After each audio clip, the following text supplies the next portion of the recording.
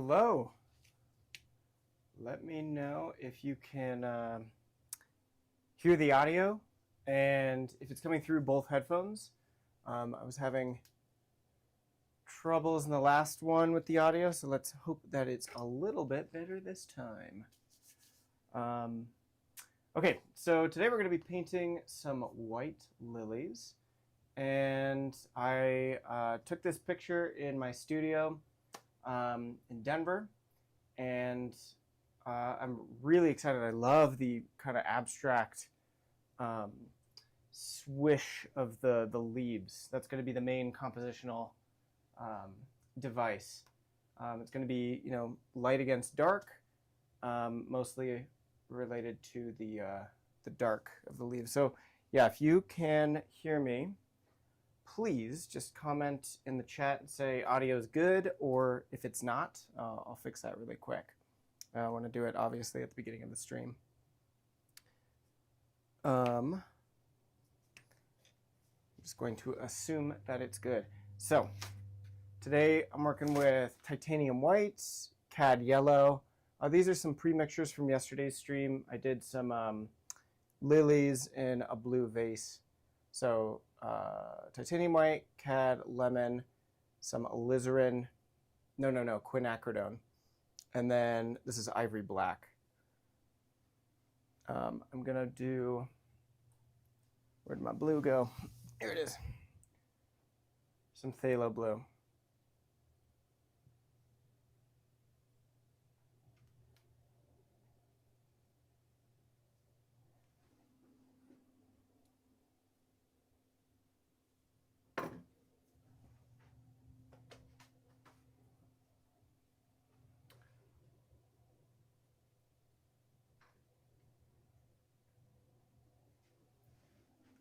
Okay, I'm also going to be adjusting the exposure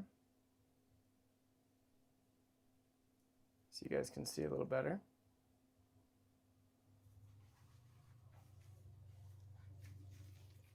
If you have any questions for me related to the flowers here, about painting in general, any advice, let me know. I'm happy to answer, to discuss. Let me know where you are painting from or watching from. I think it's really cool. Okay, so let's see. I'm going to start with vine charcoal, and I'm going to kind of get this. So these are all for my floral painting sale. They are, the 100 flowers are sold out. So you guys just get to sit back and watch these come together. So right now I'm starting out with just the dark against the light.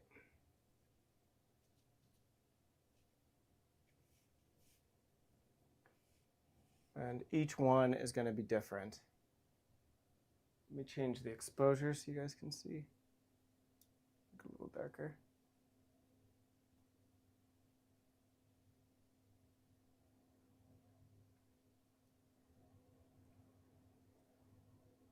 There we go. Maybe too dark.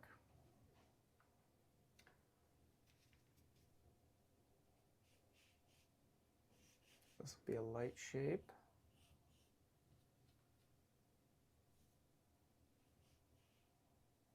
So how do we get better? Brush mileage, right? So that's why I'm painting 100 flowers.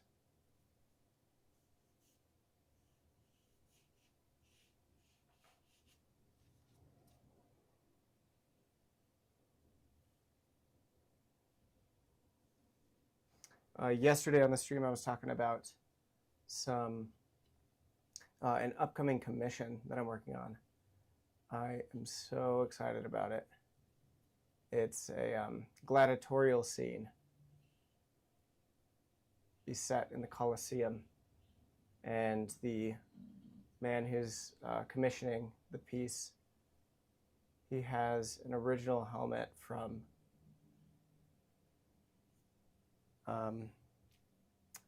well, ancient Rome. So I'm going to be inserting that helmet in the scene.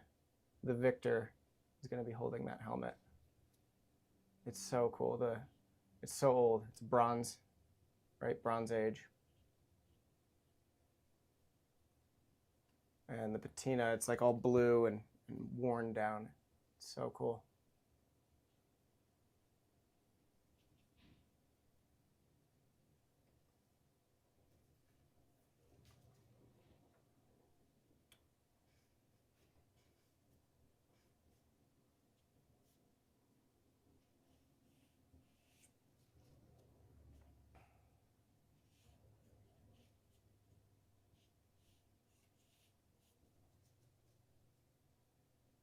Yeah, so each one is going to be a little different. I think I'm just going to do one flower on that one. Okay, this one is also going to have that S curve, like that. Might draw gesture line.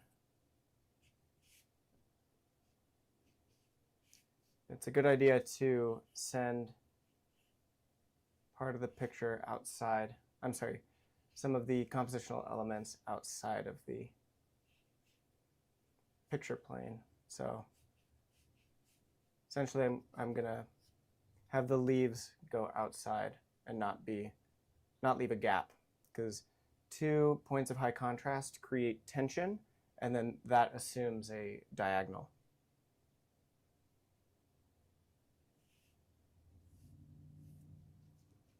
So with the composition, I've been doing a series of sketches from imagination, just trying out different poses and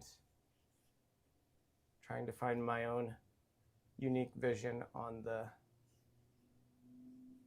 the subject, because it's been done, you know, several times. The most notable piece is the one by Jerome in the Arizona Phoenix Art Museum. So at first I was looking at that and I'm like, okay, this is amazing, but how can I make it my own? So the way that I do that is, you know, stand on the shoulders of giants, right? So honor what's come before you,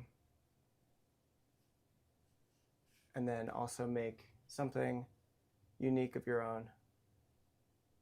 So I could see the argument that maybe you wouldn't want to look at paintings that have already been done of the same subject.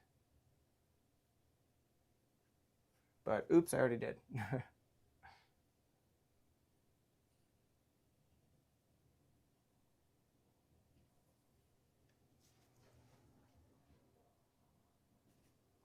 Okay, I like that. I'm forgetting, what kind of leaf are these in the foreground? If someone knows, let me know. I'm forgetting.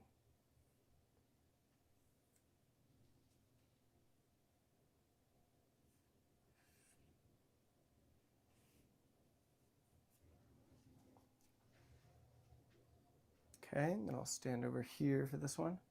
Got to bounce around this camera. Be out of sight for a moment. Let's see, this one, I'm going to put the flower way up here.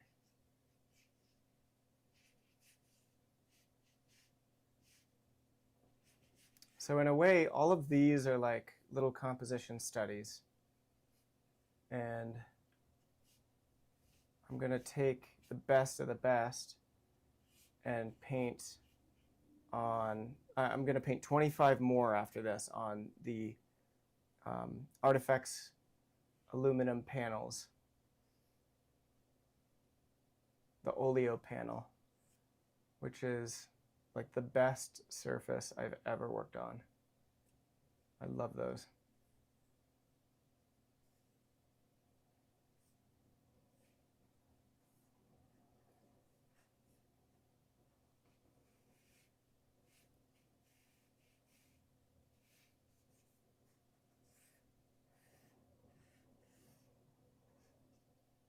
Oh, there we go. That's cool.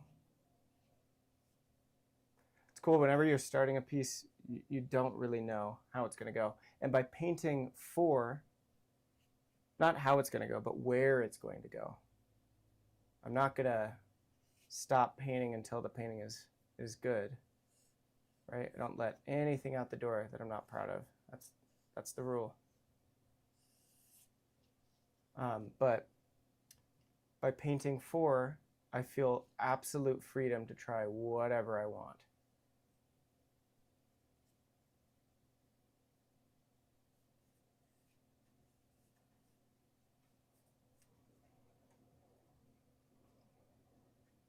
I want these overlapping. I love the angle breaks of the stem. I'm going to make sure that each section of the stem is a slightly different length. So there's a difference. Okay, and then this flower, maybe I'll make it nice and big.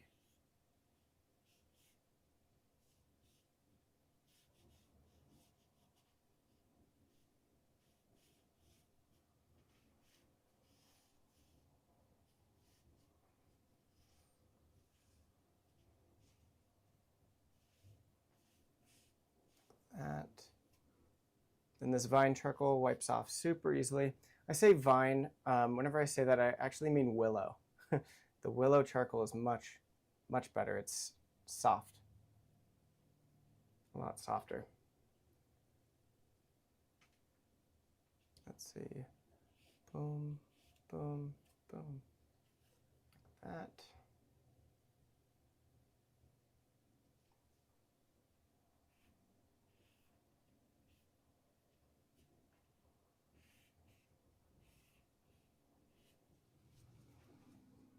Okay, so I'm going to stop there and grab a pencil.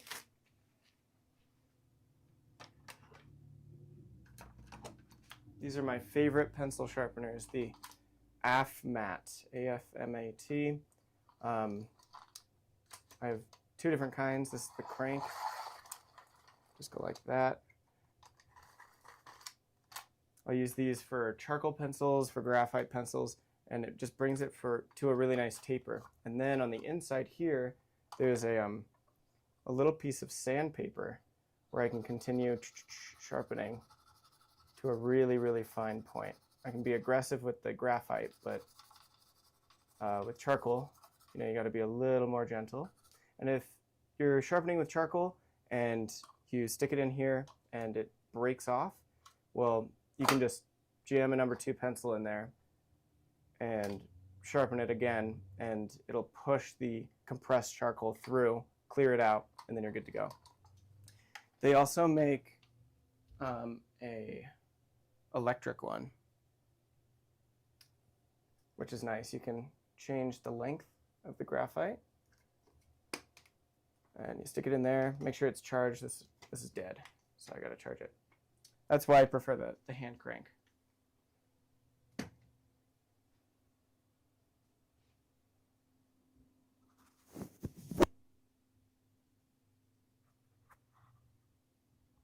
Sorry, I just took the mic off. Hopefully this doesn't make too much noise.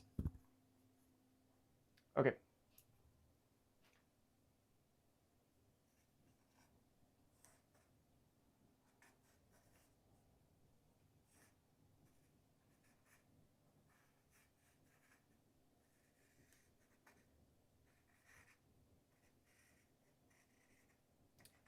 Tracing over the vine charcoal, making any drawing adjustments that I want.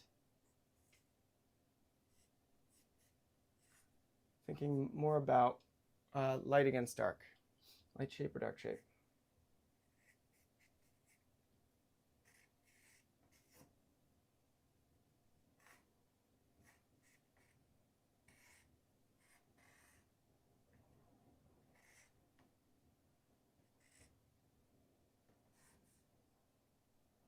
Okay, like that.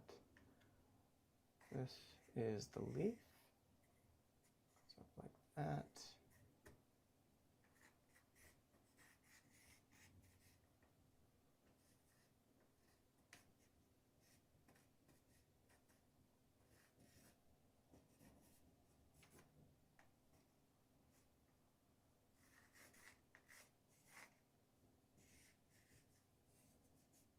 If you're watching this after the fact, feel free to ask any questions.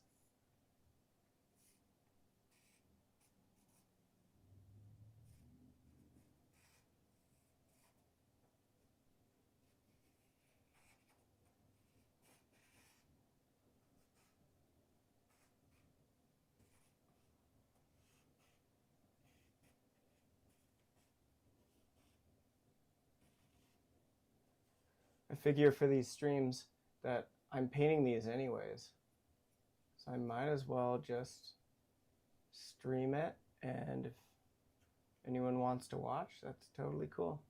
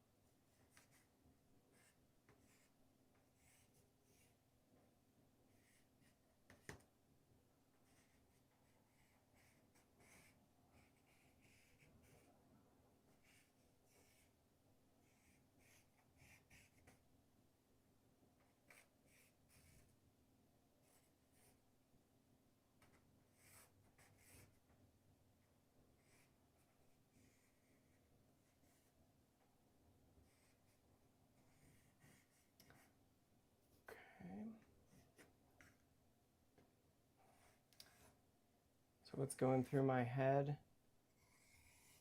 I'm trying to keep these as simple as possible. And what's going to happen is I'm going to wipe away all of the charcoal so that it doesn't contaminate the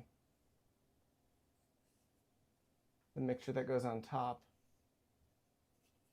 But the graphite, because this is a number 2 pencil, number 2 is pretty soft. Number 2 is an HB, okay? So HB pencil will probably mix into my initial mixture, and that's actually okay with me. I'm going to use the contamination to my advantage and deliberately mix it in with the paint. Okay. Hey, Rob. Welcome back.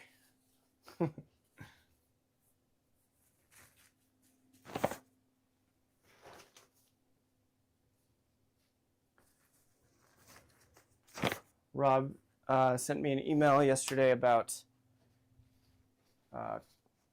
critiques on his paintings. So I just responded to that. Let me know when you want to schedule your critique. You can pull it up and paint directly on it. Give you some advice. Okay, so I just did the vine charcoal. Wipe it away. Yeah, these are going to be so cool. Okay, palette knife. Light to dark, back to front. I'm going to take titanium white, a little bit of yellow. Mix that up. And I'm going to change the exposure now. Other way. So you can see my mixture is a little bit better. There we go.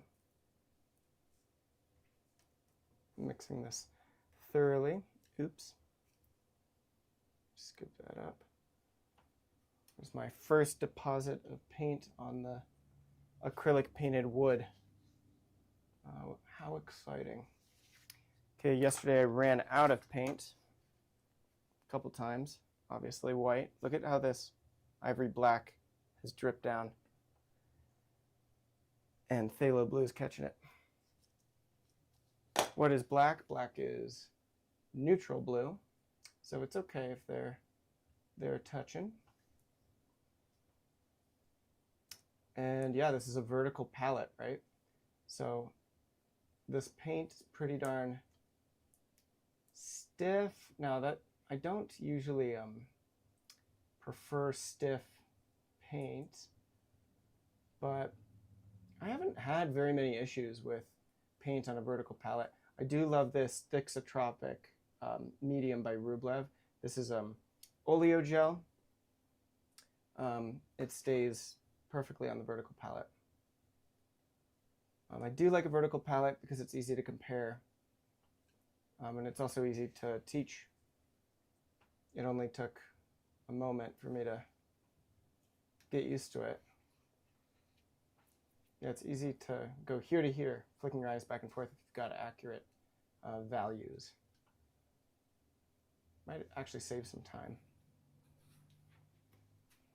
Okay, so how are we going to do this one? I want to do that glow that I had before on the other one.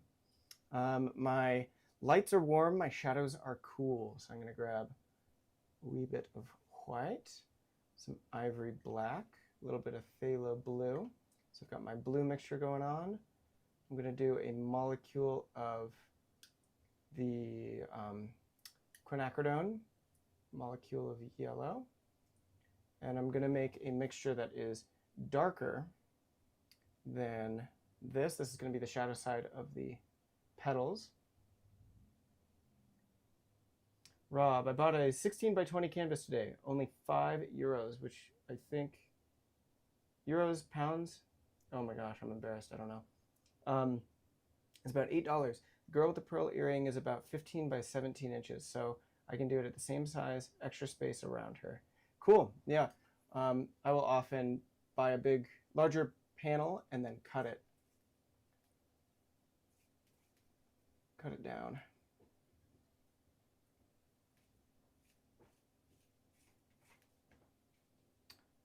That's 5 pounds, Tanner.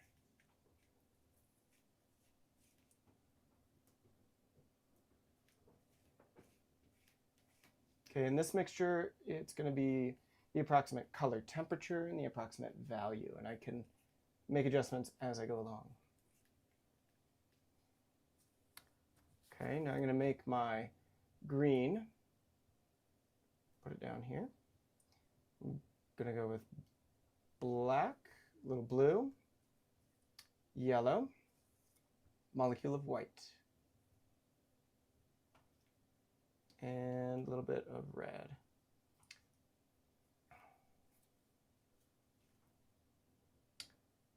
The sound is only coming out of my left earbud. It's not bad though. Well, I don't love that, so thank you for letting me know. Let me click a few buttons. Maybe you can give me some feedback. Click this. Did I mute myself, or is it coming through both earbuds now?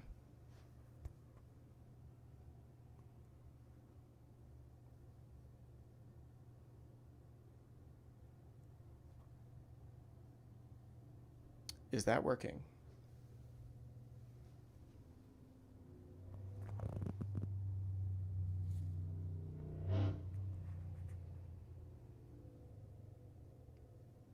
Can you hear me?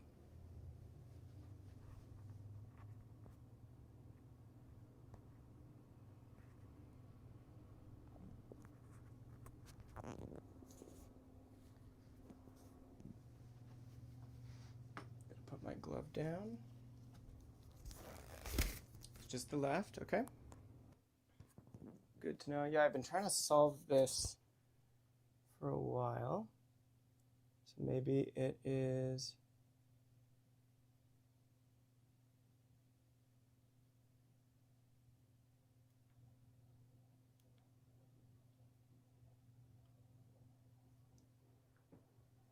this one.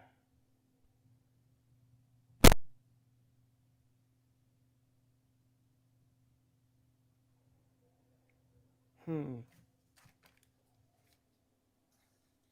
me switch. Switches.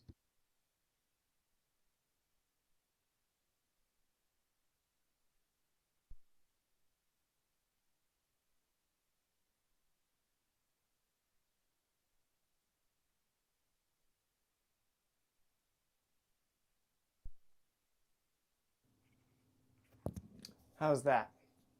Is that any better?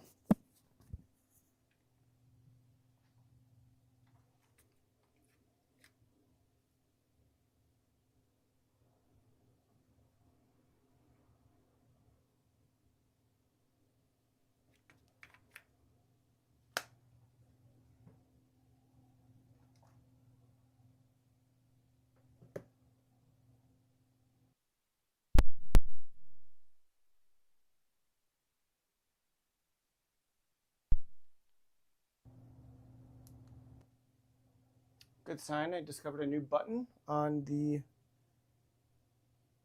headphones, so let me know if that fixed it at all.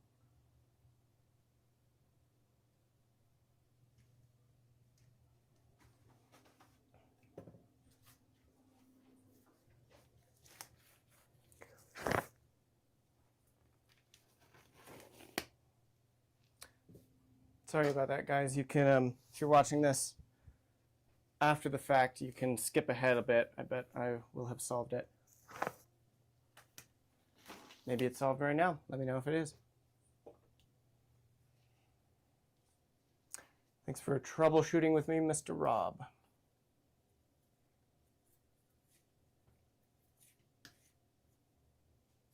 Ooh, I just dropped my paint. Disadvantage of vertical palette. If you get crazy and start flinging stuff, you throw it on your phone. That's okay. Good thing I'm not working with any lead right now. Okay, so I'm creating something that's dark, kind of like sap green. There we go. It's good now. Oh, sweet. Awesome. I found a new button, so that's great. So we've got my light for the flower, my light for the background, my dark for the flower, and then my sap green. What else do we want? We want, that's pretty good. It's a good start. There's some red, but we don't really need that yet. Yeah, let's just think about value first. So, light to dark, back to front. And where are we going to have our glow today? So I'm going to take a little bit of oleo gel and I'm going to spread it over the entire surface. I know this is going to be alla prima, right? So if you're worried about the fat over lean rule, well, if I'm painting in a single layer, you don't really have to worry about that. It's going to take forever to dry, right? But I'm going to wipe away the excess. Notice how the graphite starts to mix in with it, right?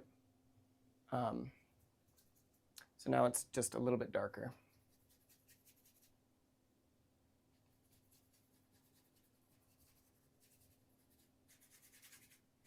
The brush I'm using, this is a Silver Monza Series 6.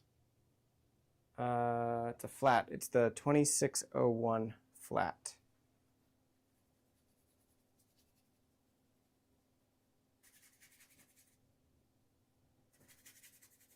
So if you'd like, you can re-watch these or join me and paint alongside.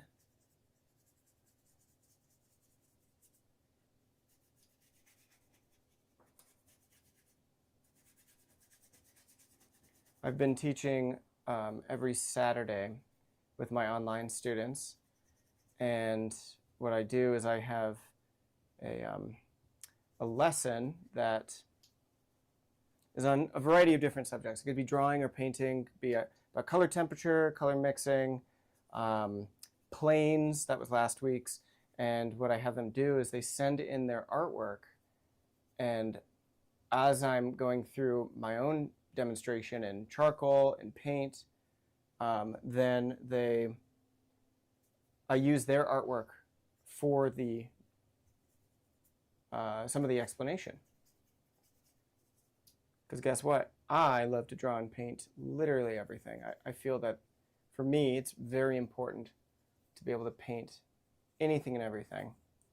I remember last year, I had the goal, I was like, I want to do a multi-figure narrative scene. I think that would be so cool with a landscape, bunch of people, maybe an animal. And this recent commission has granted me my wish. So I am in absolute heaven. I wake up every day with a smile on my face and grab my coffee, grab an art book, and I start sketching. This morning I pulled out a book on Alphonse Mucha. I was looking at his series of the Slav epic. And I was designing my composition for the gladiatorial scene using some of those figures as inspiration. Both drawing from imagination, but also looking at his shape design. He's so good at, like, you know, fabric, cascading. Yeah, cascading fabric is just so cool.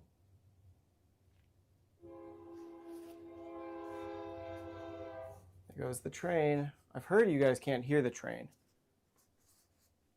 I like the train. It reminds me of my late grandmother.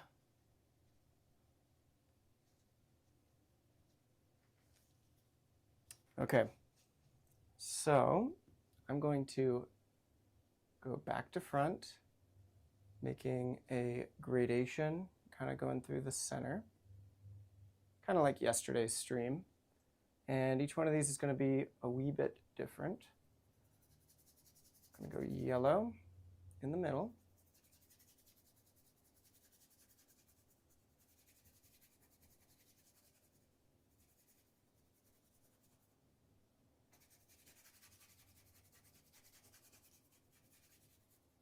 Because it's warm light. I'll do that on each one, yellow in the middle.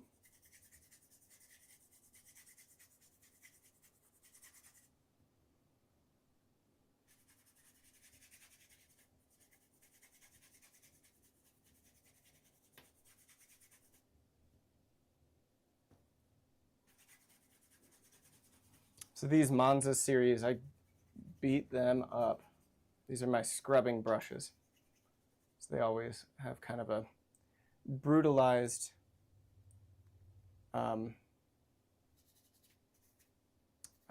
tip. I heard the train. The sound is only in the right ear. I was wrong before, sorry.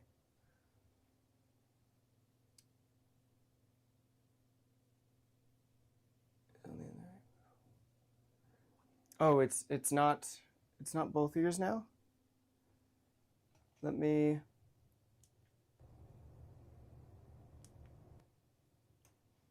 try that again. Don't understand.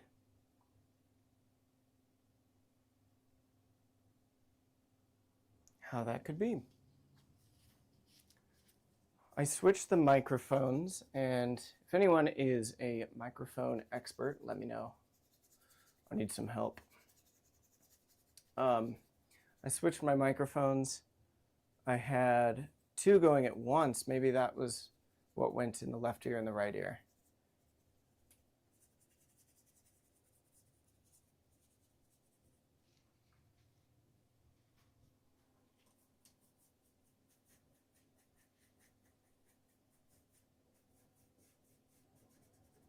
So this is knocking down the white surface.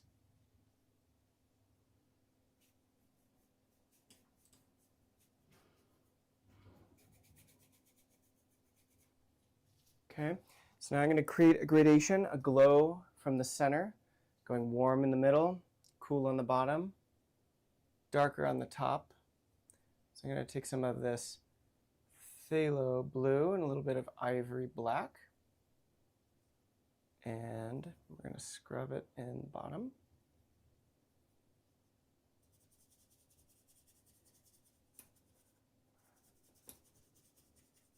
It's quite blue.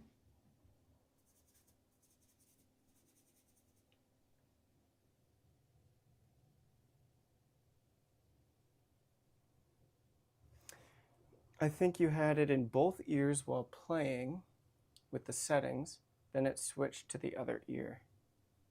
Do you use OBS? I can't recall the software. Yeah, I use OBS. Okay,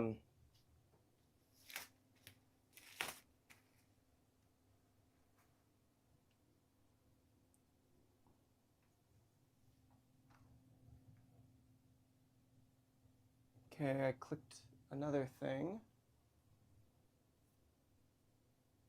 I think it's these headphones or these microphones.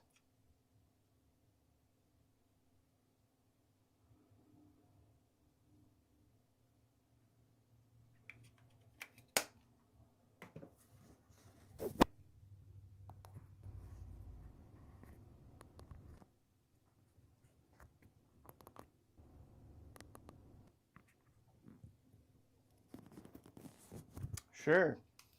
It's the Hollyland headphones.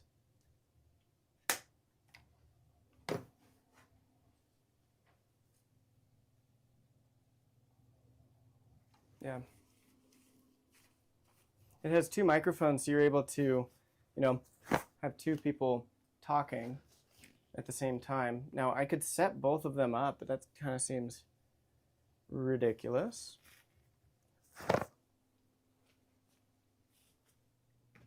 I also don't want it to have like feedback or something.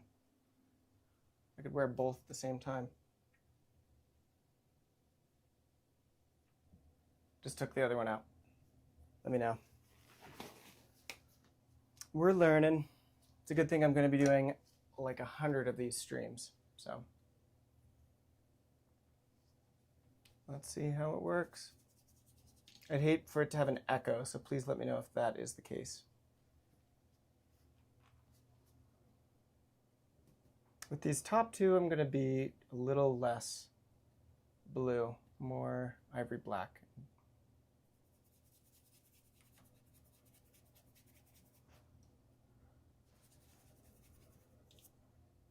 Just to have some variety.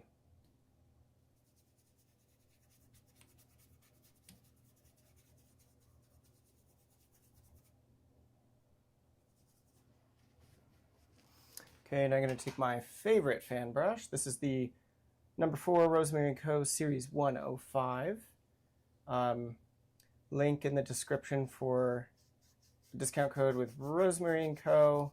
and any other discount codes for any other art materials. I have a panel code down there, a couple brands of brushes, Silver Brush, Rosemary & Co. The good stuff. Okay, I want this to be light. So what I'm doing is I want to stain warm, warm, cool, cool. I'm just going to brush through this. And I'm actually going to wipe off the majority. So it's the white surface, the white of the canvas, but tinted towards blue or yellow.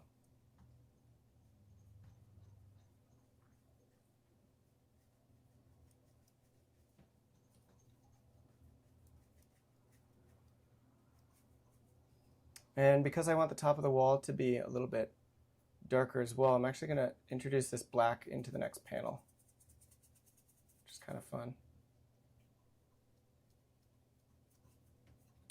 They're kind of working together.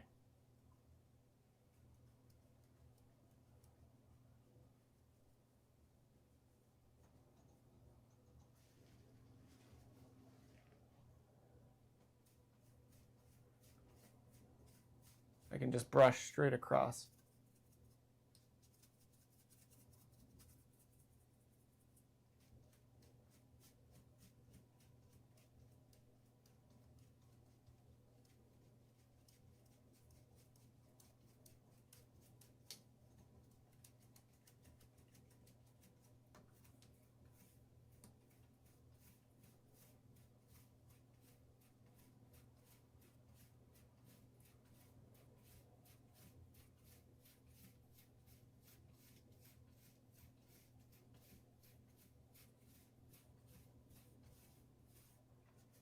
So you can already see how each one of these is going to be different.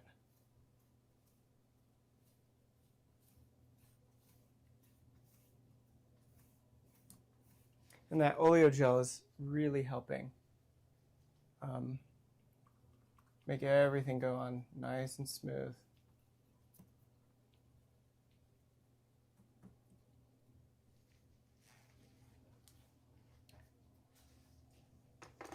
Set my brushes down for a second.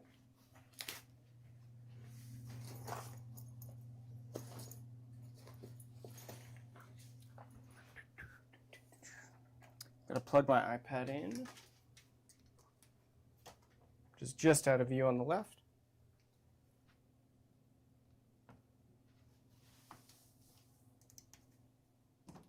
There we go. Cool. I'm gonna look in the mirror. Sweet.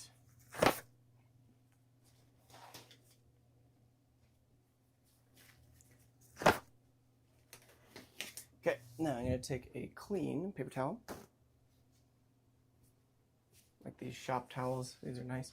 And I'm just going to horizontally wipe away the material, starting with the yellow, because I want this to be the lightest.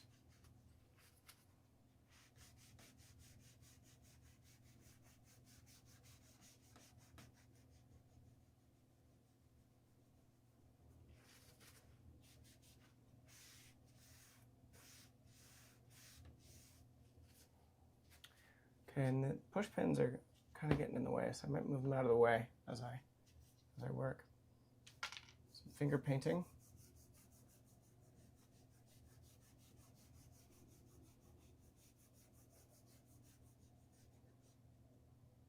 There we go, get that push pin back. No echo, audio is better, stronger in one ear, very faint in the other. Okay, well that tells me a lot, thank you. It's because I have two mics out, and one of them is across the room and one of them is right next to me. So what if I wear both of them? Please let me know immediately if this is causing an echo. I'll stop talking until I get a response and I'm not annoying you. So is it echoing?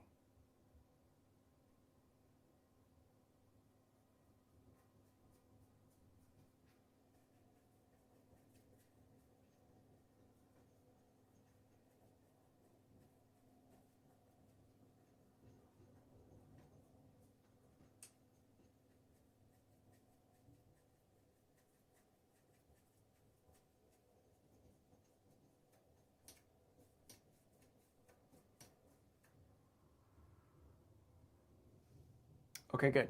Thank you. I'll keep talking then. So you see when I wipe that away, it made it brighter, right? Because it's as light as it can go, and the surrounding area is tinted a little bit yellow. And anytime you want to create a glow, it's just the result of a gradation of value. And then temperature adds to the glow. So it's gone from warm to cool.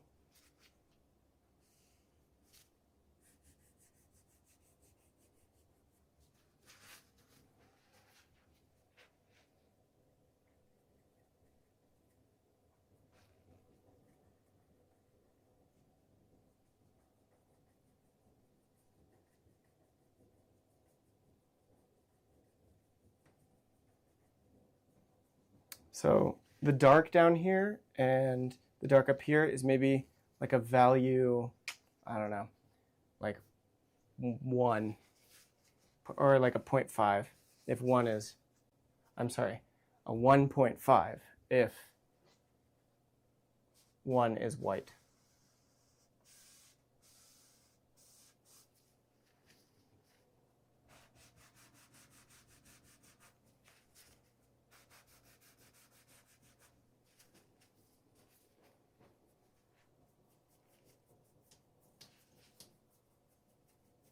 Yeah, these are cool. I'm liking this glow already. This is not my typical studio palette, so I'm also exploring new color harmonies with this.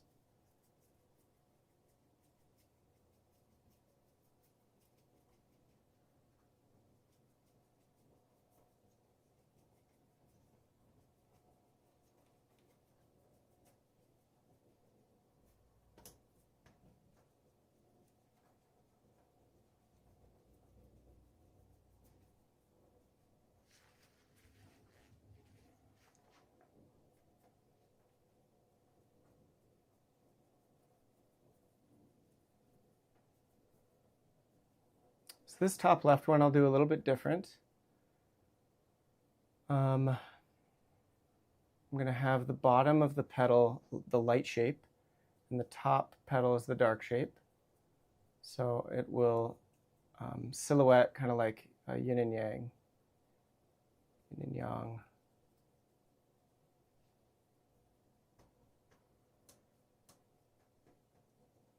So the flower will be more of the light shape than the background is, compared to these guys where it's all about the glow behind the flower.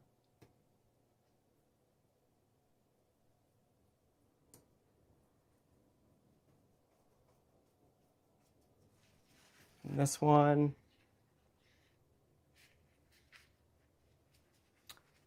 I'm going to take this, wipe out the center.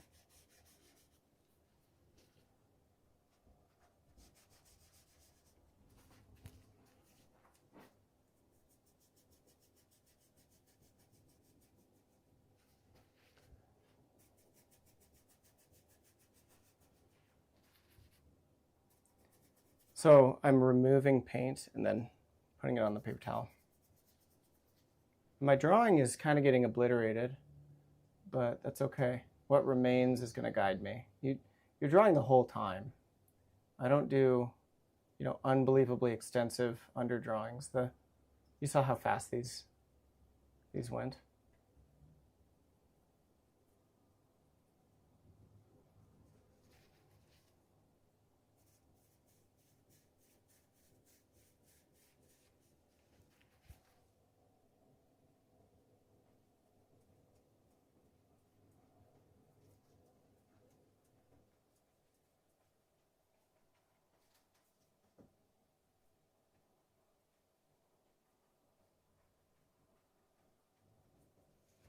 Cool, I'm going to look in the mirror.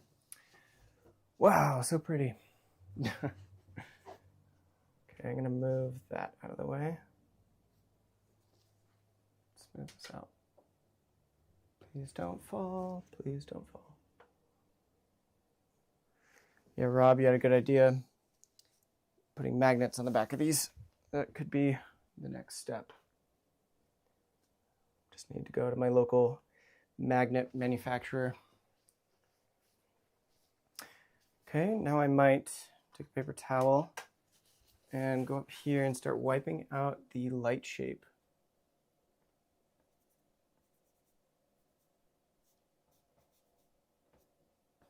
Oops. The light is coming from above, slightly to the left. We were using artificial light on this day. This was a live demo for a lecture that my friend and I were doing on, was it composition? I don't remember. We were doing like a monthly lecture series. We haven't done one in a while. There's a lot of in-person stuff that I do that I will be transitioning to more online on my online art school, because I plan to move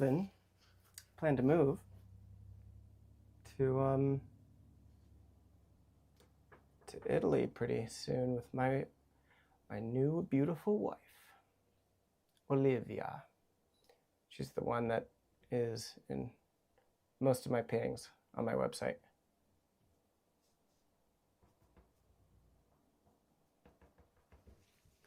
Olivia. You may be able to get magnets out of fridge magnets. Oh yeah, that's a good idea. That is a good idea. I can't say I have too many fridge magnets to spare though. Those fridge magnets, they're important. A few years ago, coming home from Rome, I bought those magnets of like the pasta and tomato sauce. Have you seen those? I think that they sell them. She is not Italian, no, but we do a lot of traveling to and from. we do a lot of European travel, and that's what we're working on. Okay, did you pick up doing multiple studies at once from Mr. Sprick? No, actually. Dan does more of these little thumbnail sketches, which I absolutely do. He does more thumbnail sketches, and then he'll do like one study for a painting and adjust it from there. But he's gotten better recently, actually, at doing studies before he starts the main painting. It's so cool. He is not afraid to add things and take them away.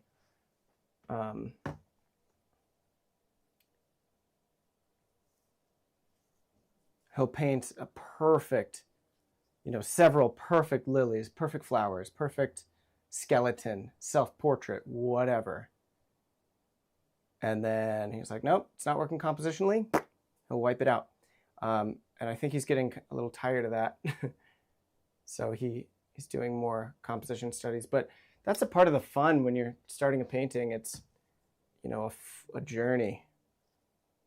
All right, we'll see you later, Rob. So I'm going to start today with the main compositional shapes. I've got my lights. I'm going to do my darks.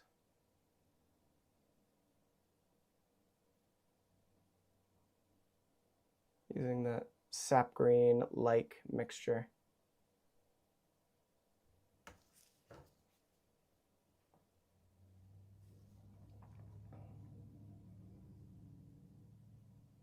Yeah, Dan is working on a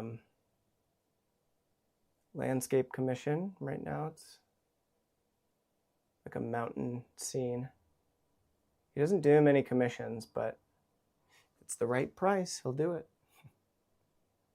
It's going to be for a local hospital. No, it's for the church in the hospital.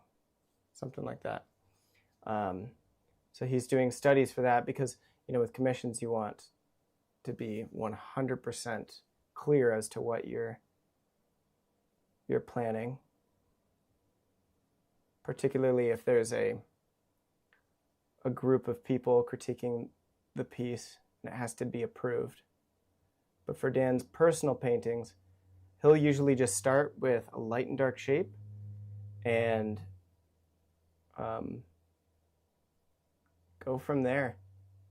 He's like an interior designer. He'll set out the table with, a few main objects, and then based on what the composition needs, he'll add different elements. And that is the most important for him over some kind of narrative, any psychological narrative. Does the composition need it? Yes or no?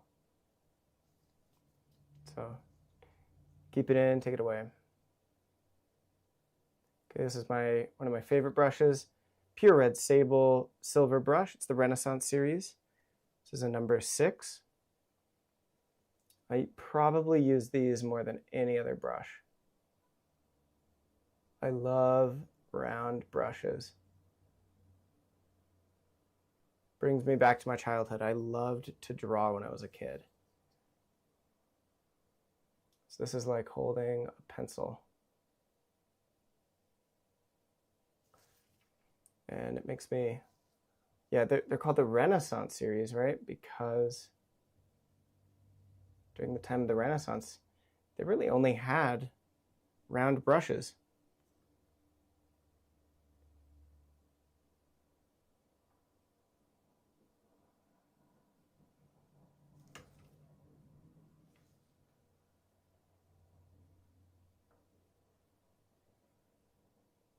I love this gradation.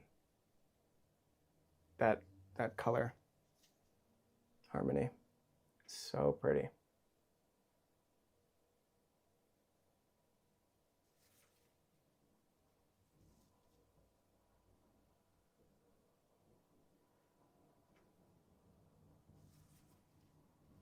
I know this is taking my time. I'm gonna get it right the first time. So sorry guys, I'm in no rush.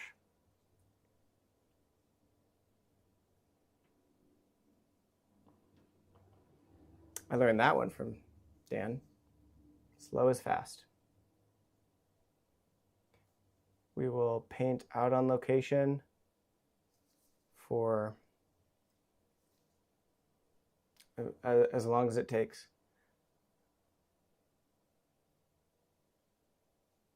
And it'll usually take longer, so we do like 6 to 8 hour on location studies, and it's usually the sun that gives up before Dan does. Very impressive.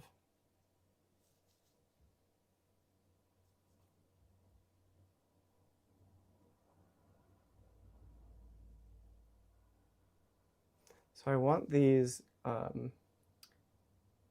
leaves to all have a unique shape.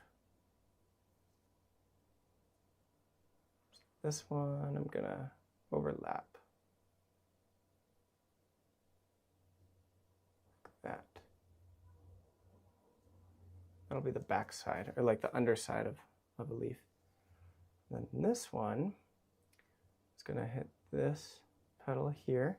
And the value that it's currently at, I bet that's done. I think that's the right. I want it to have a lost edge with the background.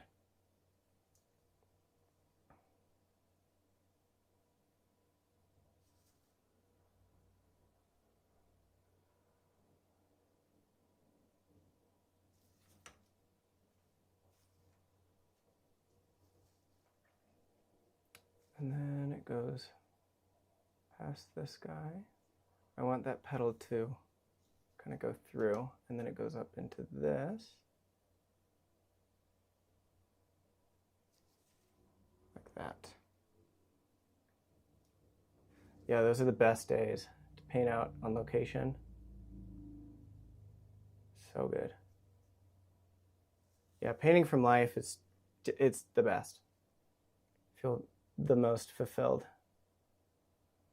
This is great, you know, but if I had some lilies in front of me and they were fading, you know, you have to keep going. You can't take breaks. It's not just that, it's just it's your life experience. It feels much more valuable, much more precious.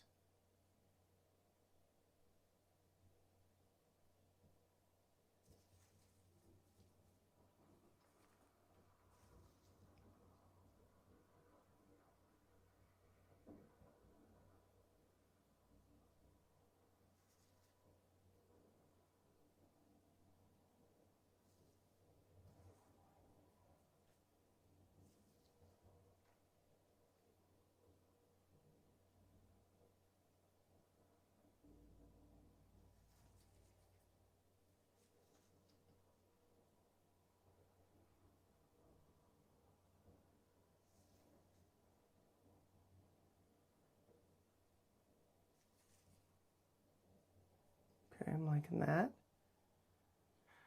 I don't know if this leaf down here is necessary. I might leave it out for the time being. Think about it. And while I'm letting that one rest, I'm going to move on to the next one.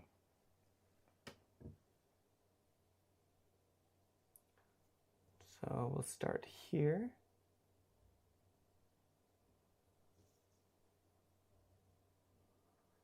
And these leaves are kind of turning in on themselves, and it's kind of like a ribbon. So they have a pinch, then almost like an hourglass shape. This, like a, yeah, hourglass is pretty close. That. Then we've got the stem coming out this way.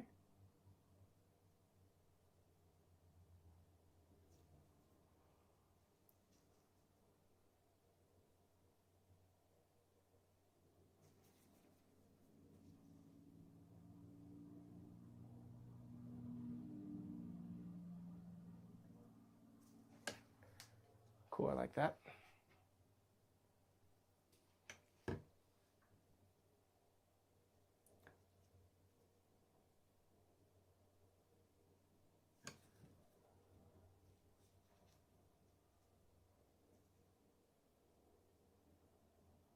Always adjusting my drawing if I feel that it's necessary. So I'm changing that silhouette just a little bit. Not to copy the photo more closely. That's really important. That's not the case. It's to design the picture better. And those compositional choices are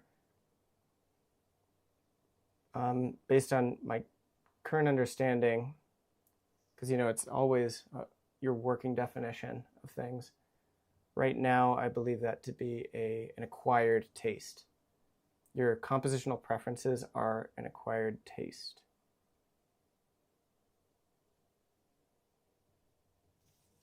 Conscious and subconsciously acquired. I think it starts when you're very, very young. But then, we have a familiarity bias. So when you're very young, you may be exposed to certain pieces of music, different artwork, and that impacts your perception of quality. And that makes it more subjective, right? But then you can selectively expose yourself to works that are of higher quality from the perspective of, let's say, a mentor. And they can teach you to acquire the taste.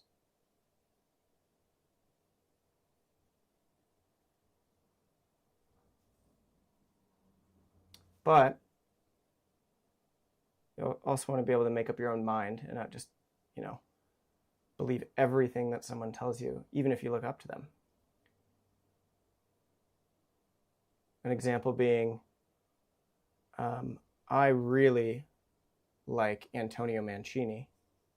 And a few years ago, Dan and I were in Rome, and I'm freaking out. Oh my gosh, look at the Mancinis. And Dan doesn't like Mancini. And I was like, you're crazy, man. You're wrong.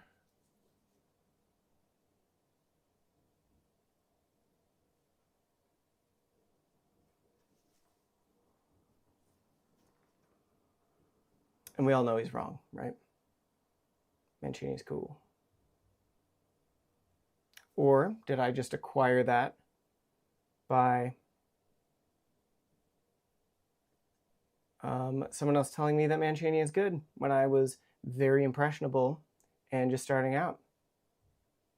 That's very possible. I'm looking at you, Stephen Bauman.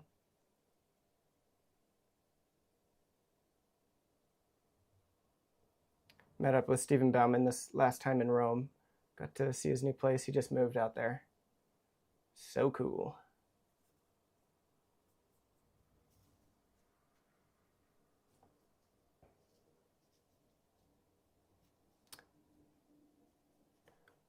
Thanks for the thumbs up, Jesse's. Let me know if you have any questions. These are all for the floral painting sale, which the 100 have sold out, so these are already taken.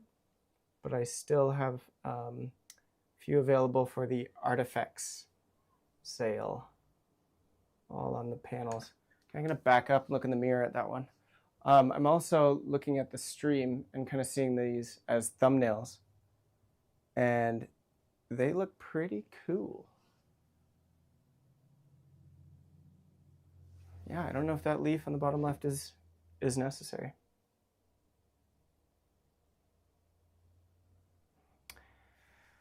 I like the way it is.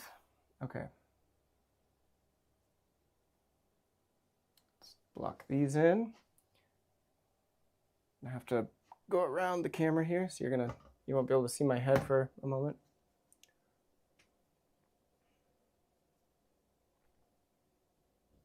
let's see, like this. Generally, you don't want the tangent to be directly in the corner of the picture when you have a dark shape going off the canvas, or a compositional element going off the side of the canvas.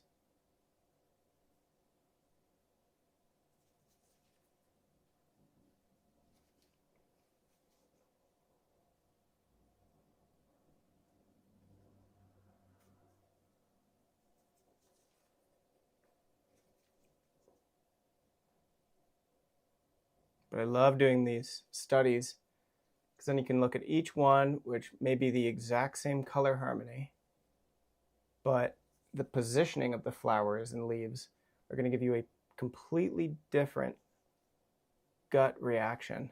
They'll make you feel a different way. Then you can try to analyze it all you want. Maybe you can figure out, okay, this shape makes me feel happy. This shape makes me feel confused. Which there is some legitimacy to that. You know, that's why in Pixar or Disney, you know, those shape designers design shapes to make you feel protected or scared or whatever, just based on the way characters are drawn or composed. So there is some legitimacy to that. But when you're just kind of freestyling it like this, then you can just pick up on your own feeling. Let's see. All of the above. It's good to have many teachers and influences. The best teachers don't want you to be a copy of them, but to make your own path. Yeah, you know, it's a subject that Dan and I have talked about a lot. He always brings up Perugino and Raphael. If you don't know who Perugino is, interesting, write this down. Raphael was the student of Perugino. Perugino? Perugino. I'm so sorry. Clearly don't speak Italian. But he was basically an exact copy. Raphael was an exact copy of Perugino. But he ended up going past him. So he stood on the shoulder of the giant, copying, and then surpassed him in technique. So there's nothing wrong with copying a teacher as long as your goalpost is to keep moving forward. You know, you don't want to be stuck in their shadow, but you also don't want to just lie and make up a, you know, I want to be different just to be different, because then you end up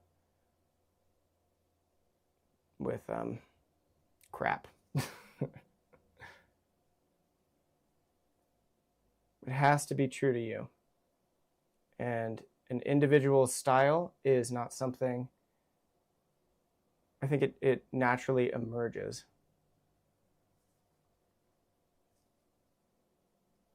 Like, I obviously studied with Dan, and he's a huge influence on me, but a lot of the subjects that I paint or the way that I compose my figures would absolutely go against his philosophy, his taste. And that's okay, because I like it. And he respects that. Ciao. I don't know if that means you're leaving or if you're just saying hey. But I welcome you. Okay, that's looking cool. Boom. Let's see. Perugino. That's it. Perugino. Now, how do you pronounce that? Perugino. That's my best guess. Okay, in this one, I am going to include that leaf in the bottom left corner just to see how my gut reacts to it. I do generally like the shape motif of like an upward trajectory for leaves or arms. I really love Alphonse Mucha, and you'll see that the arms are upward. It makes a scene feel a lot more positive.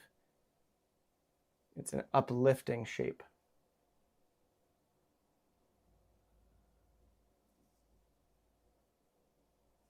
Should I go straight down? Yeah. Shebang, like that.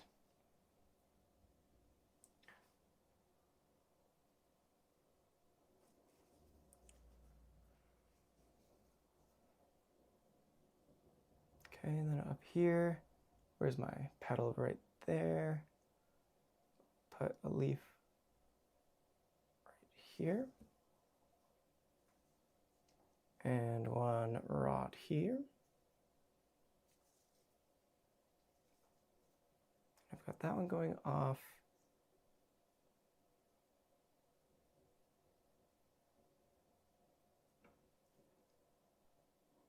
Be another stem. Just coming down here. Thinking about behind the flower.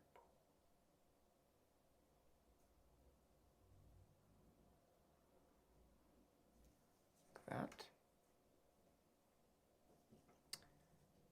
Okay, we'll leave that there. No, I don't like this.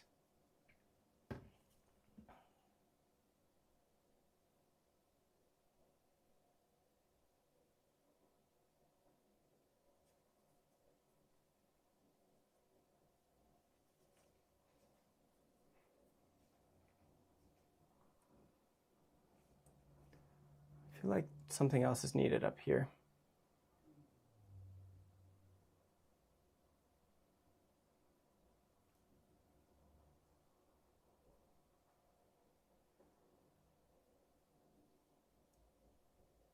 Yeah, to go off this.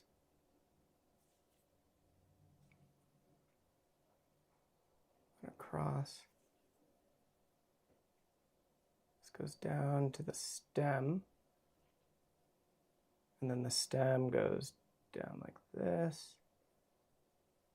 And then it swings over like that. Cool. That's what it's all about. Just making cool shapes. Shout out Stephen Bauman. Am I painting heavy metal yet, Stephen? Okay,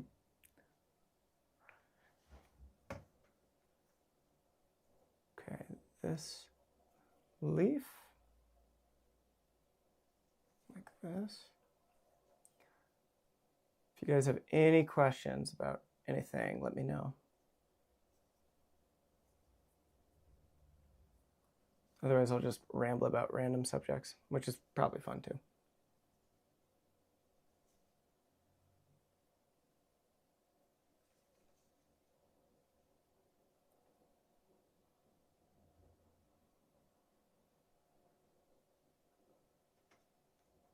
I've been doing a lot of research on painting on copper.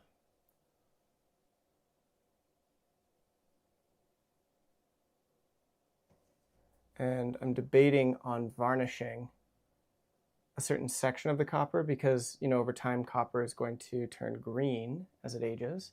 It'll oxidize. And I think that would actually be really cool to know that in 50, 100, 200 years that the painting will be how I intended it. As in, it isn't complete until time has passed. I think that's kind of special, kind of beautiful. I'll never see it.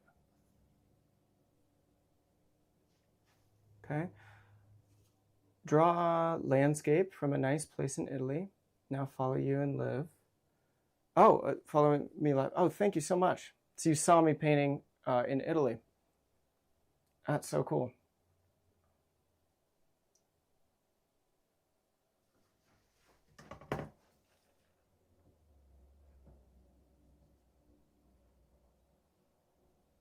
Yeah, I'll be back next year.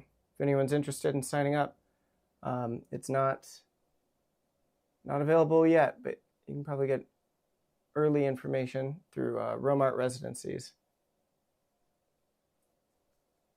Go there once a year. I also, if the May dates don't work, it's typically when I'm in Rome, I'll be teaching on a riverboat cruise from, let's see, Passau, Germany to Budapest, Hungary. We'll be painting on location, both from the boat and off the boat. It's going to be so, so cool. That one's probably the best bang for your buck. It's such a good price. And that's because I got to price it myself. Didn't have to go through anybody. It includes food and stay. You can contact me on my website if you want more information. It's through Amadeus Cruise Lines. And I think I have 2 rooms left. Someone signed up for that cruise and then found out I was teaching online, so she's doing preparatory work with me live, sending her stuff in. Okay, when doing a master copy, is it okay to go all out and do multi-layers, or are master copies normally alla prima? That is a great question. So stop following fake rules, okay? Take as long as you want. You can do it in as many layers as possible. Doesn't have to be alla prima. These don't have to be alla prima. Paint it like the master did, okay? And if you don't know how the master did it, it doesn't matter. You can still do a copy. So take your time, paint it in stages.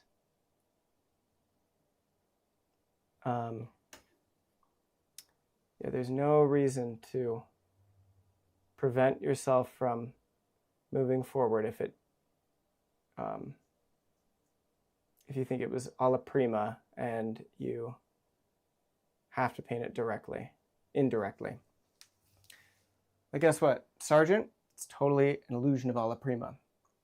He was scraping back, he was going on top, he would occasionally apply a glaze. It looks fresh because he knows how to lay it down and decide, does that look good? No, scrape it off, do it again. Scrape it off, do it again. He may have scraped it while the paint was wet, or might have been dry. He may have laid down a brush stroke and he didn't like that, so he scraped it again. Are you using black or a mix of a color? Great question. Let me change the exposure a little bit. Other way. Sorry, I have to bring it back and forth. So this is a mix of a color. This is green, but it's very dark. That's why it looks like black. It's ivory black, phthalo blue, cad yellow, and a little bit of quinacridone magenta, but mostly yellow and black.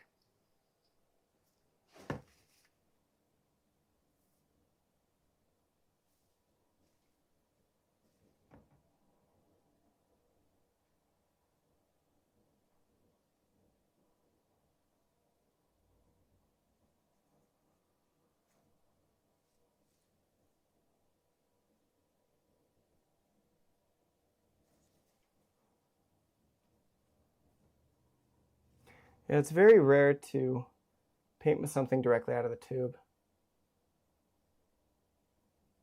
I like to paint white to black, so I will paint white out of the tube and black out of the tube. Not always, but I like to have the full value range for as much depth as possible.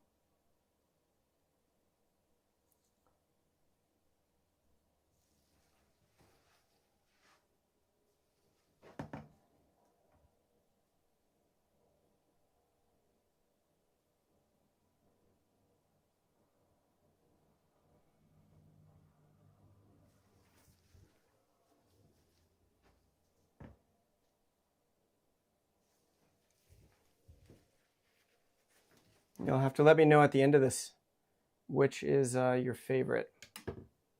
So if you don't want to watch the whole thing and you're watching this later, fast forward to the very end, comment down below. I'm curious.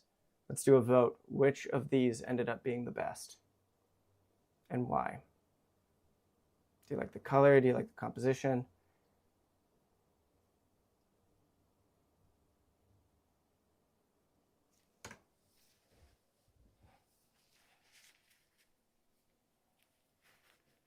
Cool. I kind of like them all so far. There's not one that's really standing out. They're all a little bit different.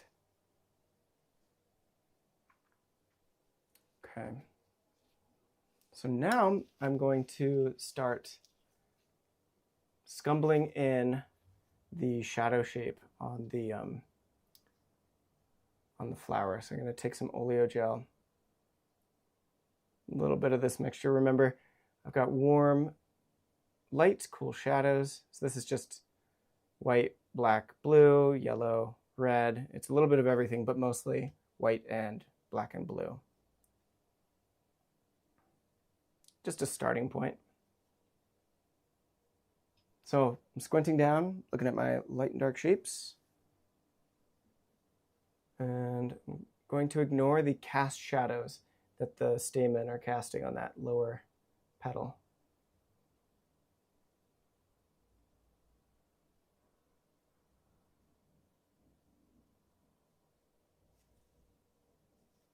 Do you have a favorite painter? I feel the best we can do is have a top 5 or 100. Yeah, I'd probably have a top 50.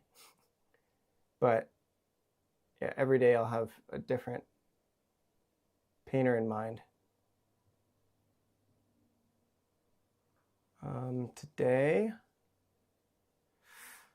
I don't know, let me look at my bookshelf. I got Charles Barg, Sargent, Raphael, Gustav Klimt up there, Michelangelo, Rembrandt, Sorolla, Leonardo, Tadema. I like all those. Do you adjust your values knowing your reference is a picture? I adjust my values based on what I'm thinking, because I'm not really copying the photo. I'm using that as a inspiration for the piece. So I'm visualizing how it's going to turn out in my mind, and then I'll select my values from there. A starting point in the values. And then I work for a bit, and if I like it, great, I'll keep going. If I don't, I'll adjust my colors and values. But I've painted enough flowers from life that I kind of have a good idea as to what my mixtures are going to do. Let me know if that makes sense. Okay, let's grab that in.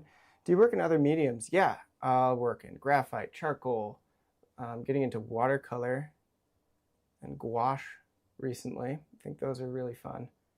It all boils down to good drawing and composition though. So it doesn't really matter what's in my hand. I will always be drawing and painting.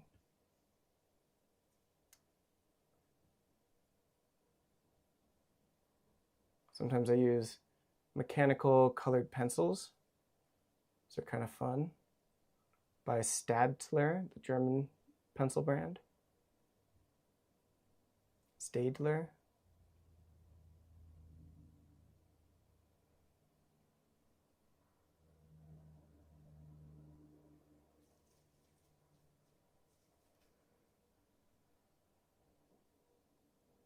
And I have the hardship of having ADHD. It's rough.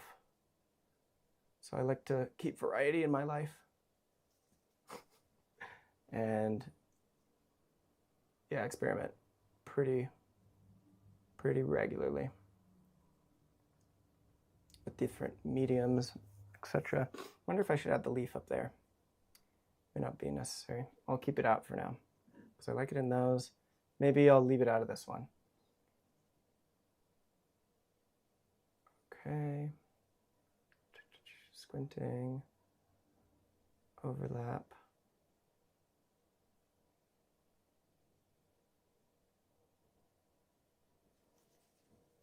Okay.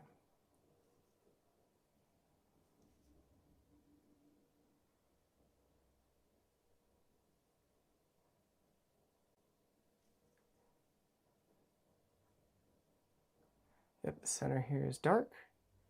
I am self-diagnosed with ADHD and autism. I feel that it's pretty easy to do that. I read the description on, what is it, MD or whatever it is. I think my entire generation has ADHD. I don't actually mean that, but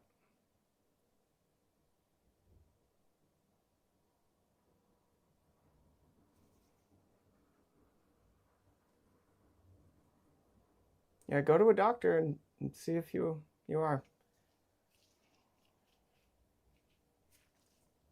If it's really a disadvantage to you.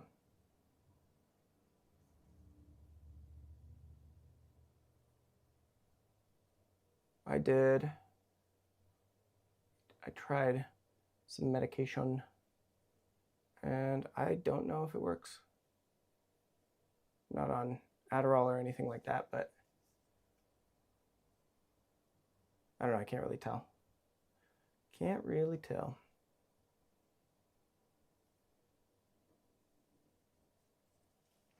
Okay, I'm gonna back up, look in the mirror. Keeping it very, very light. I'm gonna change the exposure for you guys.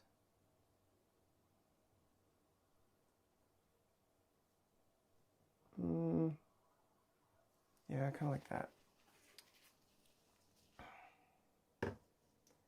So it doesn't need to be super dark because I want this to be the majority of the compositional shape. I think that's very interesting.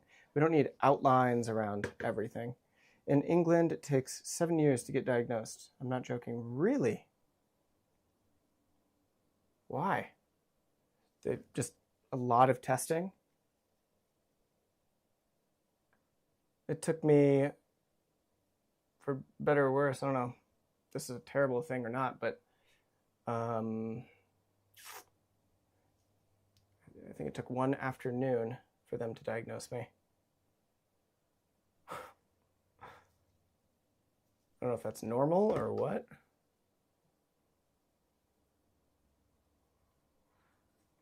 It's like one meeting with my psychiatrist.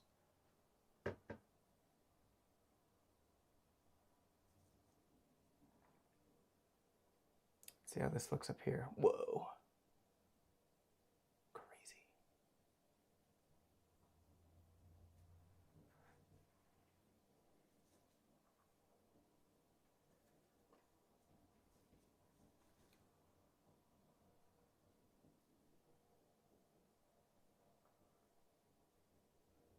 Yeah, painting wet into wet is just so nice.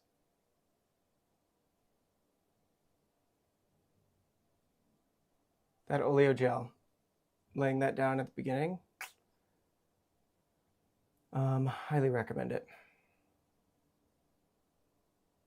Using a soft brush.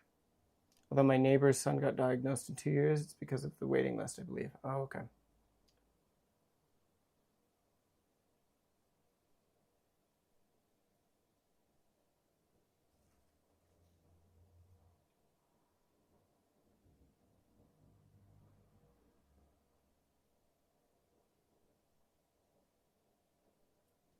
So it's important to nail the values, and your color, you can kind of get away with murder.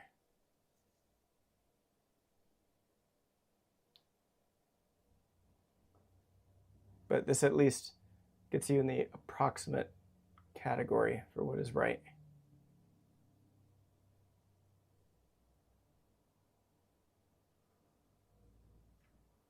what is right? What is right is, it depends on if you're observing and trying to copy nature, or if you're trying to express yourself.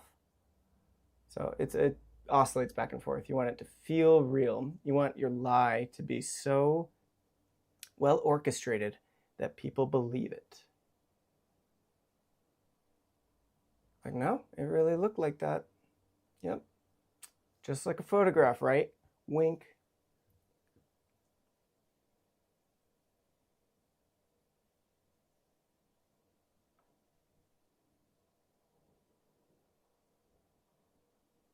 No, that guy was really floating in the air. Alphonse Mucha once said. Looks like a monster's leaf. Not watching live. Sorry, came in late. Oh, you're good. Oh, a monstera. A monster. Yeah, monstera. That's right. That's right. We had the monstera right next to it. Those are so cool.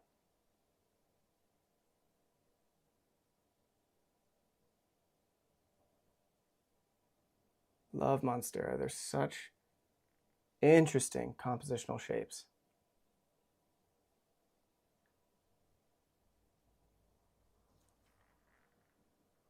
Oleo gel. Okay, go up like this.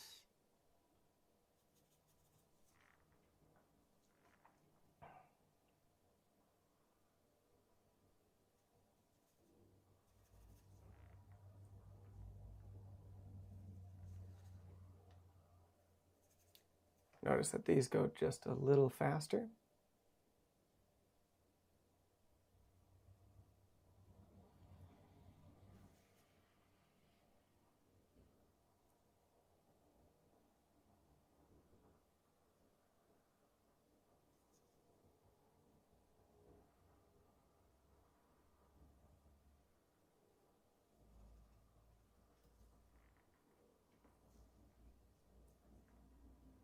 Okay, up like this. The light on your reference reads as warm tone. Are you feeling inclined to keep your colors cool, or am I misreading the light on your painting? It is relatively warmer on my painting, by contrast of the cool color that I'm putting in the shadow. So everything's relative. I'm not interested in copying that photo. I'm going to keep it in this interesting harmony that I've developed. Yeah, that looking at the photo, the yellow, the light there is a little bit warmer. It's a little more orange, isn't it? Yeah, as of right now, I'm digging the current harmony.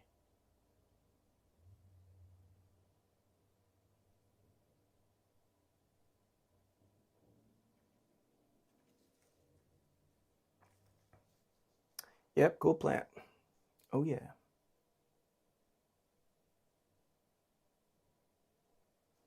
Oh, this here.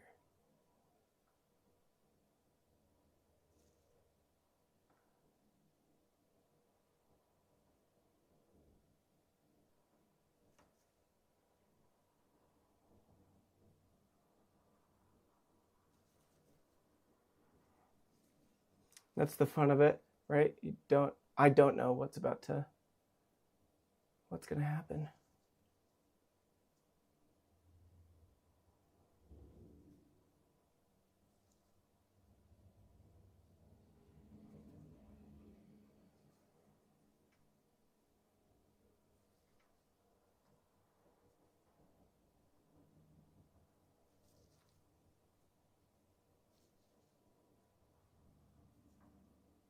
So if you guys are watching right now, because I'm just starting these live streams, I'm gonna be doing them pretty regularly.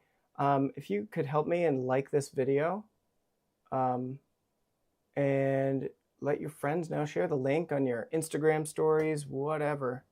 Let people know that I'm doing this. That'd be very helpful. I'd appreciate that.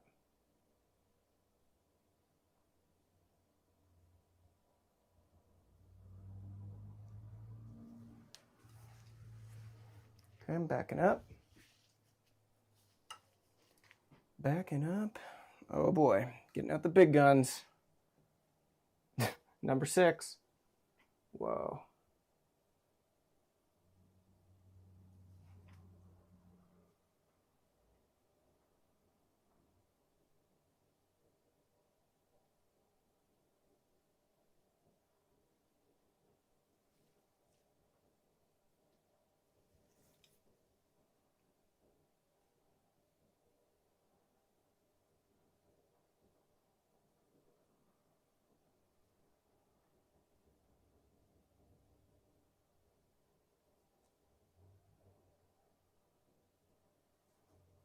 And if some of that green comes in and contaminates, that's okay.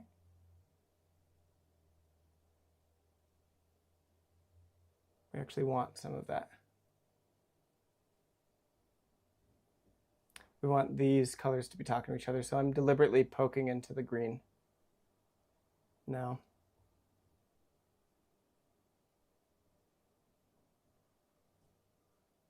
As we enter closer to the center of the flower, it's going to be getting darker, so it might make a little gradation.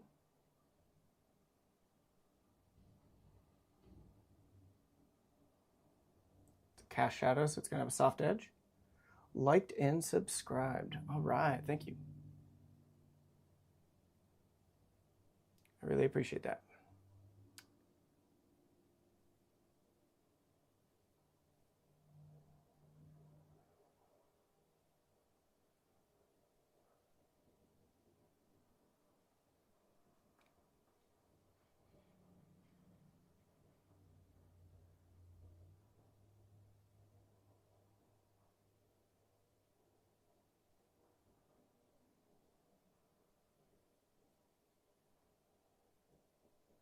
Okay. So I'm getting quiet, starting to think. Starting to think.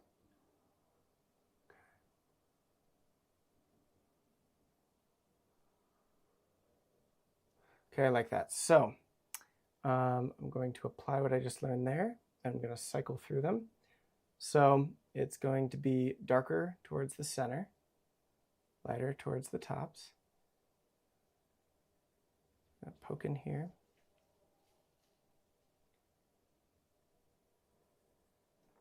It's all about gradation.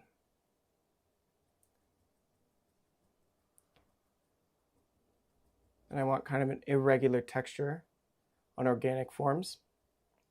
So I'm going to be doing this tapping motion.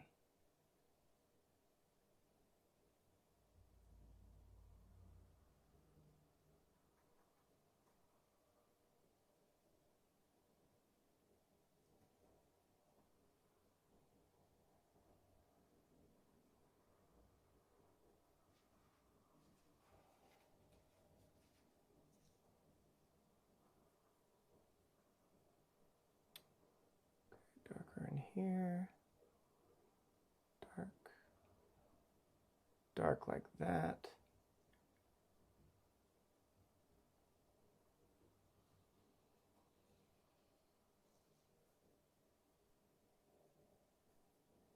Dark in here.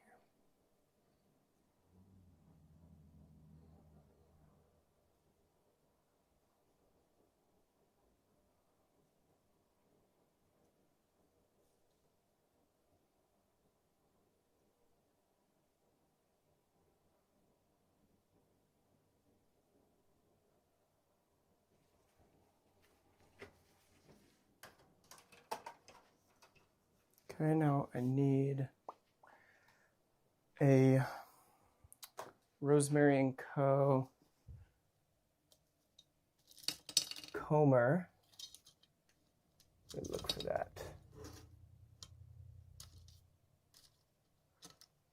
Where are my combers at?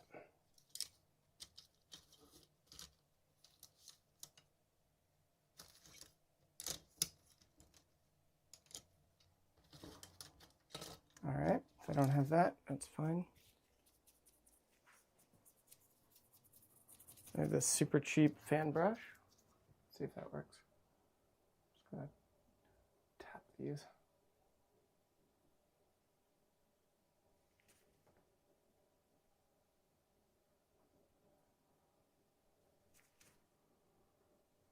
Thank you.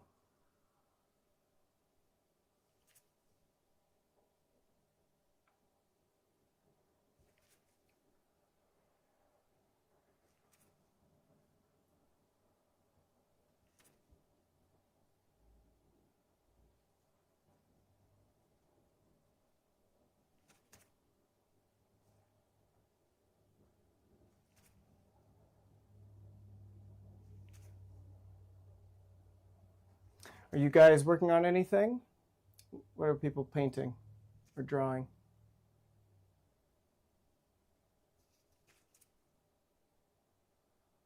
That's what I usually use these streams for, is put them on and paint. That was one of the diagnostics for ADHD. So I've got like 12 things going on at once. I'm like, okay, now I can focus.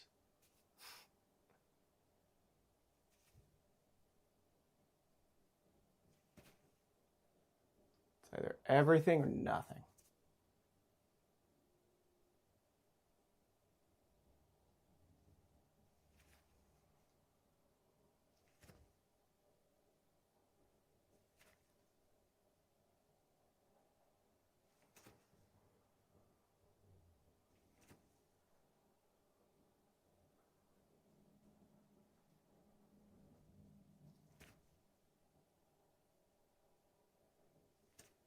So you see, I'm just manipulating the gradation. I'm working on avoiding work right now. Oh, heck yeah.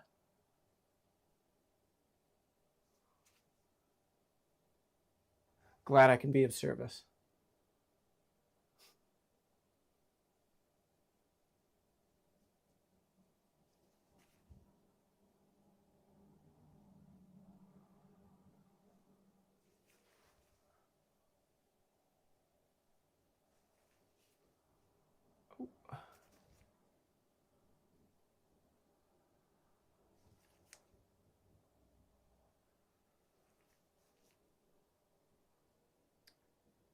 Yeah, this is studying. That's right. You're doing something.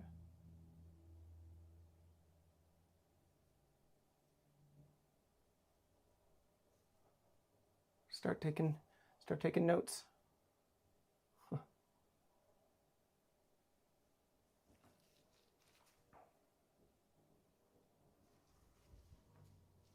I'm working on an epic charcoal drawing of a seascape. Epic for me. Awesome. I bet it's epic.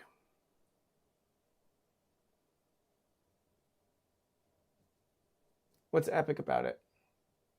Is it large? Is it dramatic, like Turner-like scene? How many explosions are there? Is there a tornado in the ocean?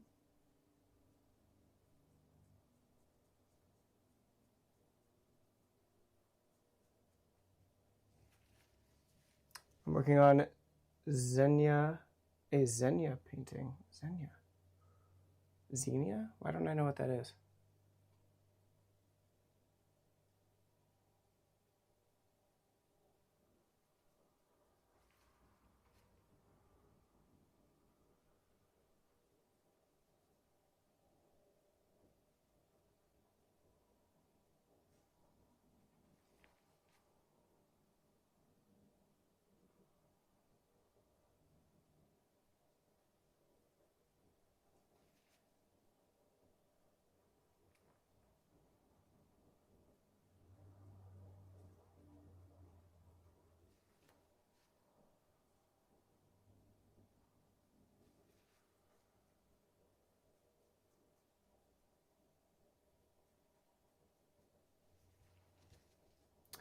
Loving how this is going.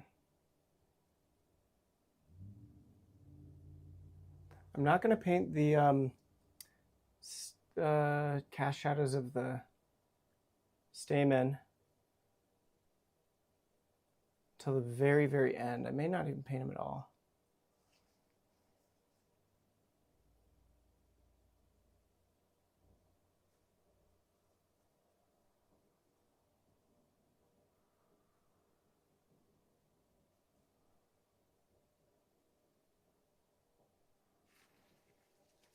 It's large for me, 50 by 70 centimeters. It's a dramatic sky with a lightning bolt. Awesome.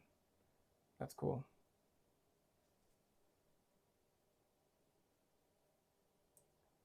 Yeah, I would categorize that as epic. Okay, I'm gonna back up. Ooh, wow, flowers, cool. These are like spiraling.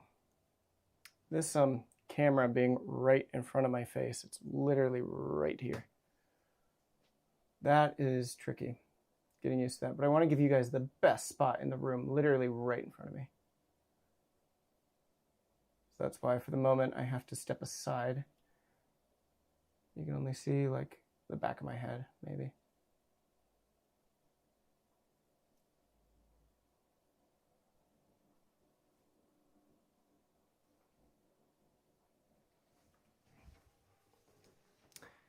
Zinnia. Oh, a flower. Okay, cool.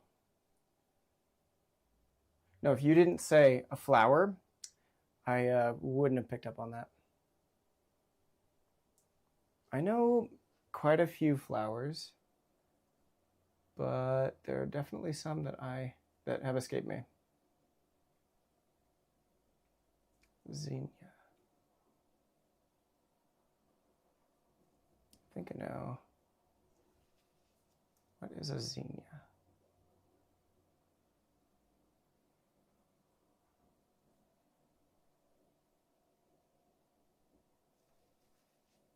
Here's something I have to admit. So I'm doing this floral painting sale, right? Or these 100 flowers. And there's something I keep avoiding, and that is clusters of flowers. I like doing the single one. Like I really like the look of that, but I haven't quite figured out how to do a cluster. And as I'm saying this, I'm realizing that I need to learn how to do that, because in the Colosseum scene, my upcoming commission, there's going to be cascading petals coming down, and that's going to be just like painting like a cluster, like a bushel or whatever of flowers.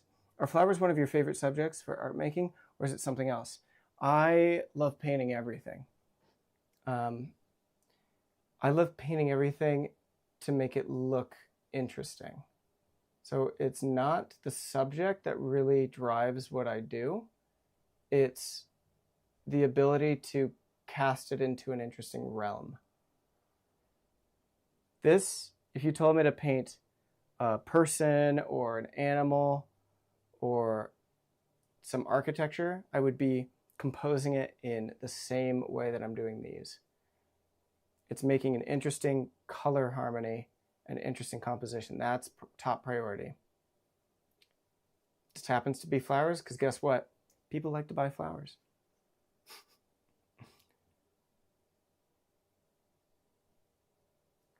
No, that's not true. I didn't choose this based on what sells. I did want to get better at painting flowers, get faster at painting them ultimately. Painting flowers, they're complicated, right? So understanding how to compose and paint a flower very, very well will apply to all other subject matter. So I find that they are difficult enough to be proper training. I would not feel the same way if it was just like a series of bowls, you know, like a piece of pottery.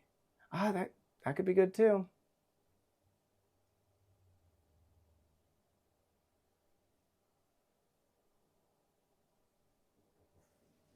Question, please. When you're painting buildings, how do you know how much detail to add or leave out? Well, it depends. Does the composition need it to be detailed? Then make it detailed. I just completed a a camel, a painting of a caravan of camels over Egypt. You can see that on my website. And there's a cityscape in the background. And it looks like a cityscape from afar, but then you get close and it's just boop, boop, boop, boop, little light and dark shapes that mimic architectural effects. So with that, I decided that it would benefit the composition to be having less information back there. But then let's say, because I wanted the scene to be about the camels, right? So that may influence your decision of what to include and what not to include.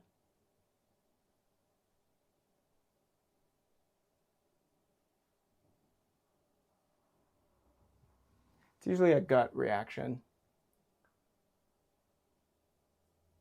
I'm like, gosh, this just needs something more. It's usually not detail, it's compositional interest. And that I guess that could be detail, or it could be a high contrast shape. And then detail is more of a stylistic choice, I guess.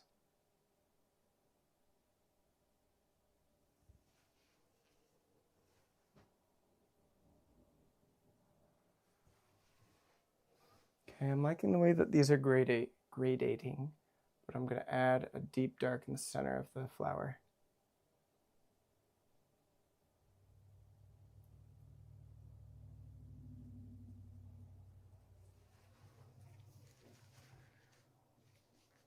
So doing a ton of block-ins of flowers will allow you to paint many, many flowers in the block-in stage when they're much smaller. So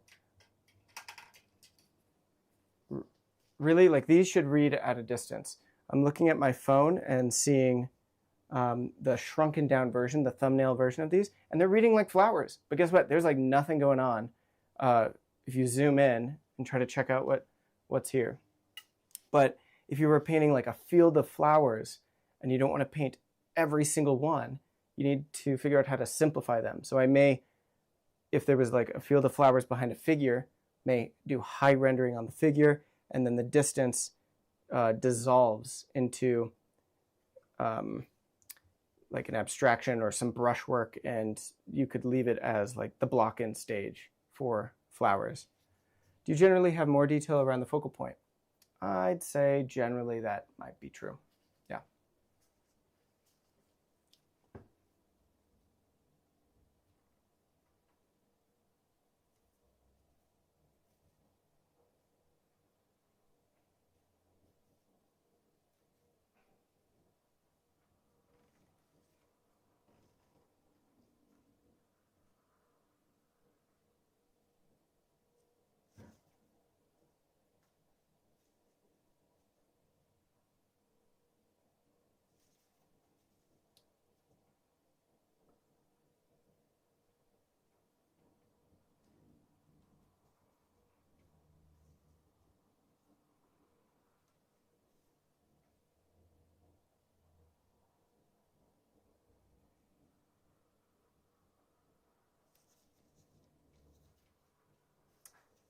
Okay, so now I'm going in the center, putting in those dark marks. And I want just really subtle gradations throughout.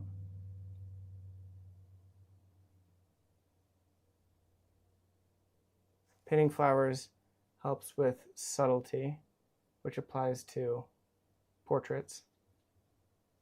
The value gradations are like minute.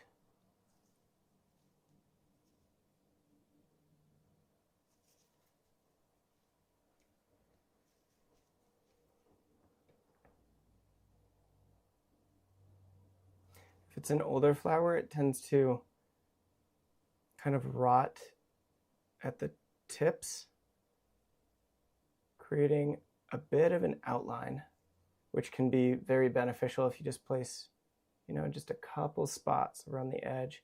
Typically, they end up being warmer, more brown.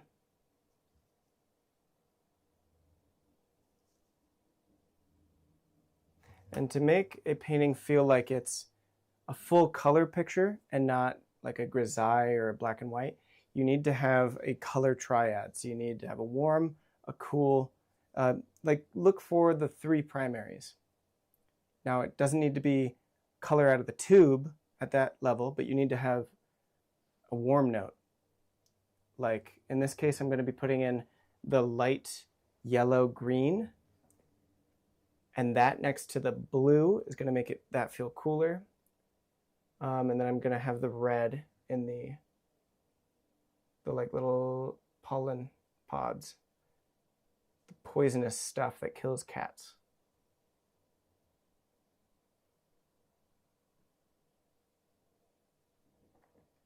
I have a cat, and it always stinks when I get flowers, and I plan to paint from life because I have to hide him from the cat, and I can't leave him out. Love my cat, Ludwig.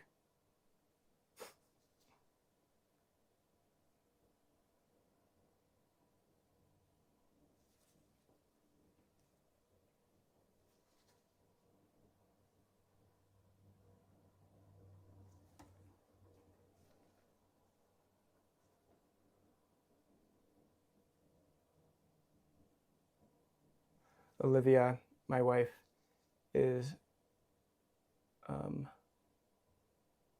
just as intensely obsessive as I am when it comes to random subjects. So for me, you know, it's painting, painting, painting, painting, painting. When I was younger, it was skateboarding, skateboarding, skateboarding. After skateboarding, it was mushrooms, mushrooms, mushrooms, like mycology. All things like Paul Stamets, and I was in the Colorado Mycological Society. But anyways, the Olivia, where was I going with that? Oh no, lost my mind.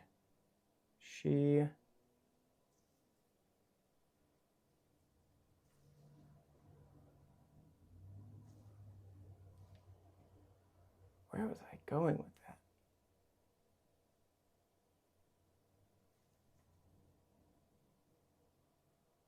Oh, so she lived in Germany for a number of years out of high school, and she got obsessed with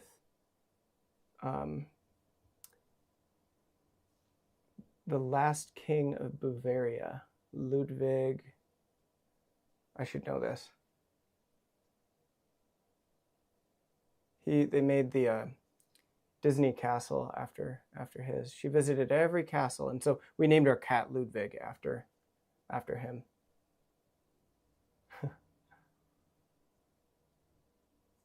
Right now, we're obsessed with, or she's obsessed with Tudor history.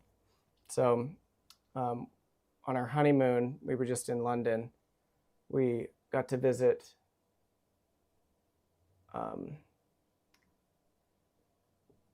Windsor Castle, and we had private access to the print room, and we were able to study, pull out the Holbein drawings.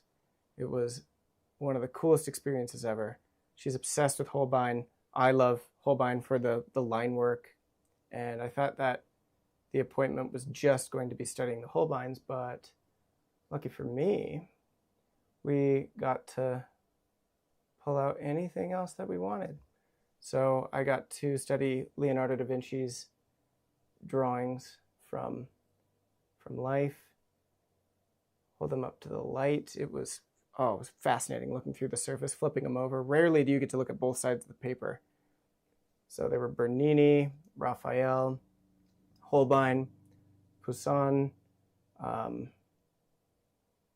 It was the coolest experience of our entire honeymoon. And yeah, let's see. You guys are asking questions. Hi, Tanner. I wear glasses for near and far correction. I've heard just taking them off in the beginning when doing detail and you put them on. How do you handle eyeglasses? I mostly just squint.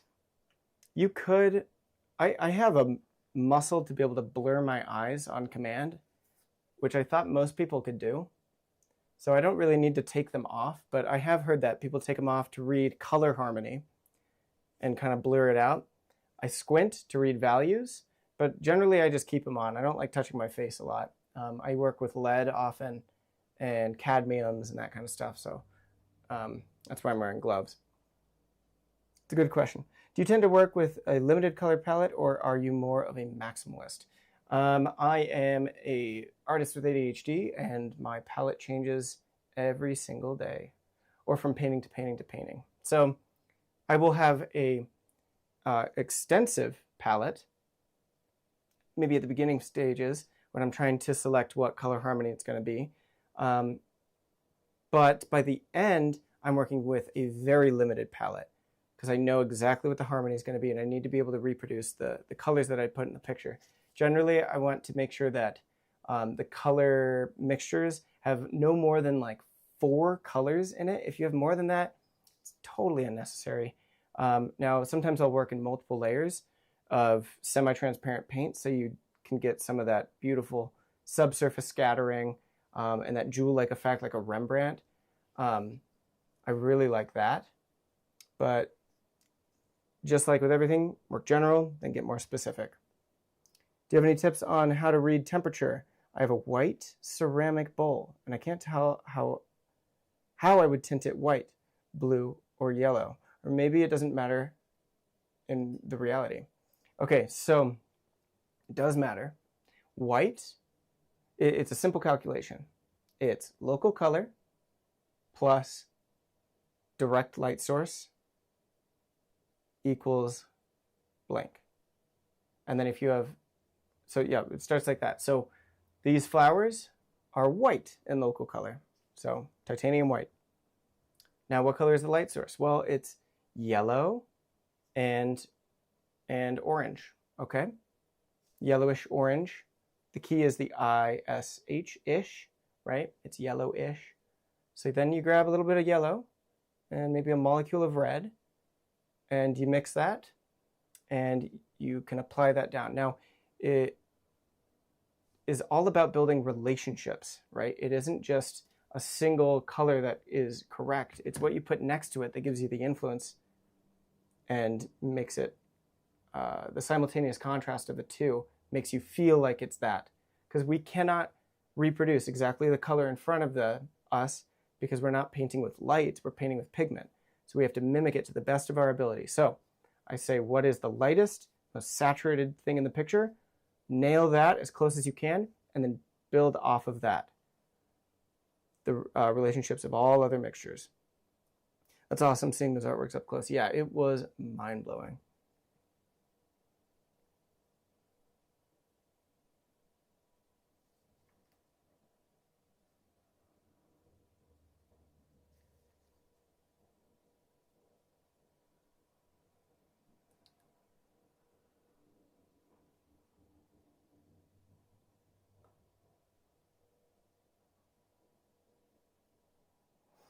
Awesome, thank you. Local color plus light source plus relativity. That's right. And then with your shadows, it's instead of the direct light source, it's local color plus indirect light source plus reflected light. Shadows are mirrors, whatever direction that the shadow is facing, it's going to absorb the local colors that are next to it.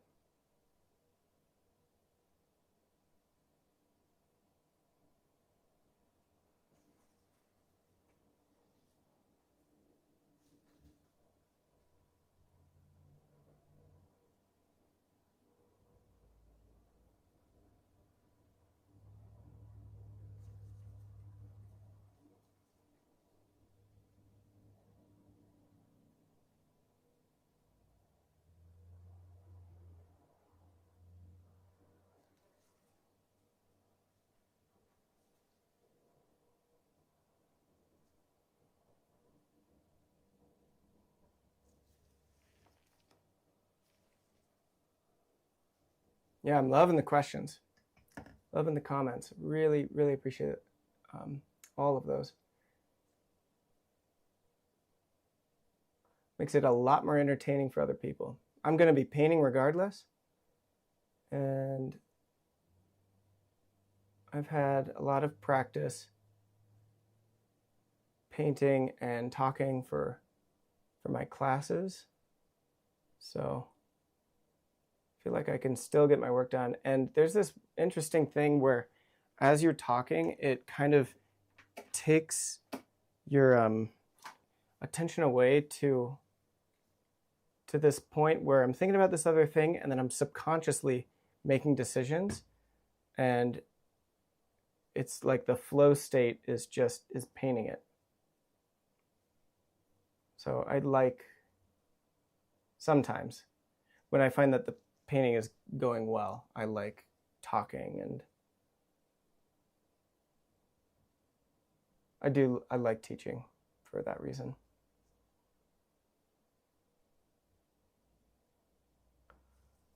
I'd say I'm more of an introvert though.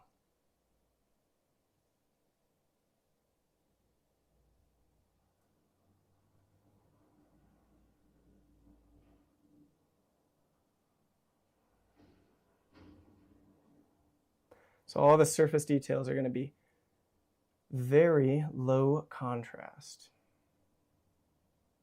I want this light to not feel artificial. I want it to feel like a north light, so I'm going to have a soft edge on the cast shadows. So see, the more you know, the more you can see, and the more you know and see, the more you can invent.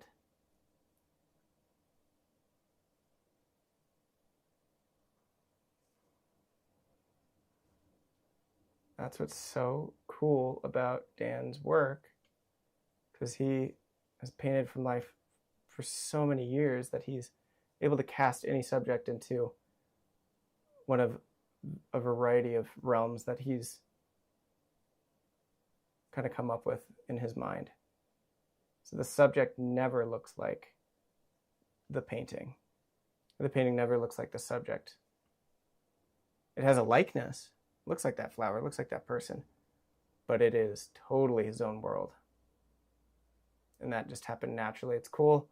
I've seen a lot of his early work, just in like cabinets and, you know, yeah, his older paintings. And you can still see Dan painted like Dan when he just started. The brushwork is the same, but it developed and grew and has turned into pure mastery. I'm jealous, Brian. I love Lawrence Tadema. What did you guys say? Best exhibit I've been to was for Lawrence Alma Tadema in Montreal. That would be mind-blowing. He is top 3 favorite painters. So cool. Thoughts on edge control per panel? Can you expand on that? Edge control per panel.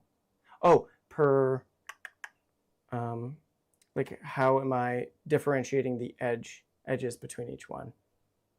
I think they're all going to be fairly similar. I've got some kind of wild brushwork going on in this one, but edge control is more dictated by the relationship of the light hitting that plane, whatever plane it is, and how that form is turning towards or away from the light. That's how I'm deciding my edges.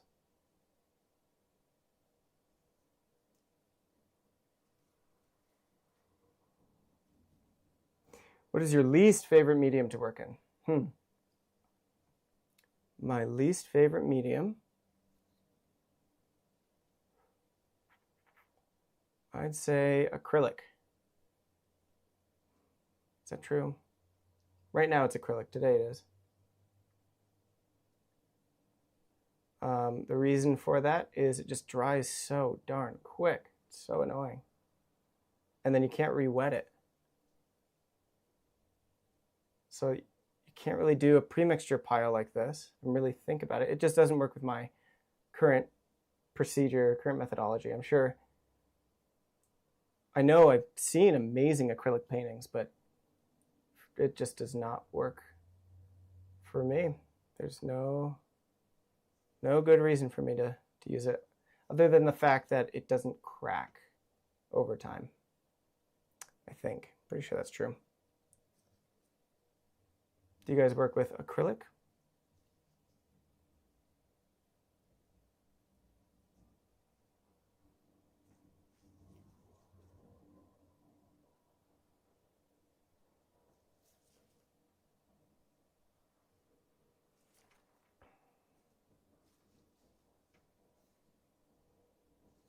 I can't believe the microphone situation was just the result of me having to use both mics at the same time.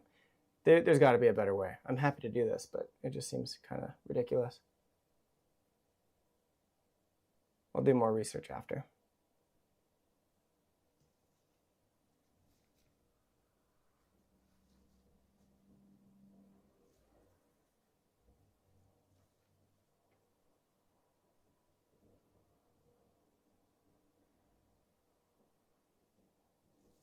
So generally, speaking of edges, the edges of the petals are going to have sharper edges, and then the internal structure is going to be more curved and therefore softer. So the form is more spherical as the petal turns from light into shadow, going this way. So it's going to have a soft edge. Little cast shadow at the end of this petal. We're going to have that kind of dark mark. I've done underpaintings with acrylic, but not standalone acrylic paintings. That's clever. I do like an acrylic ground. I like, when painting on location, for the ground to be absorbent, so you can kind of paint in multiple layers in a single session.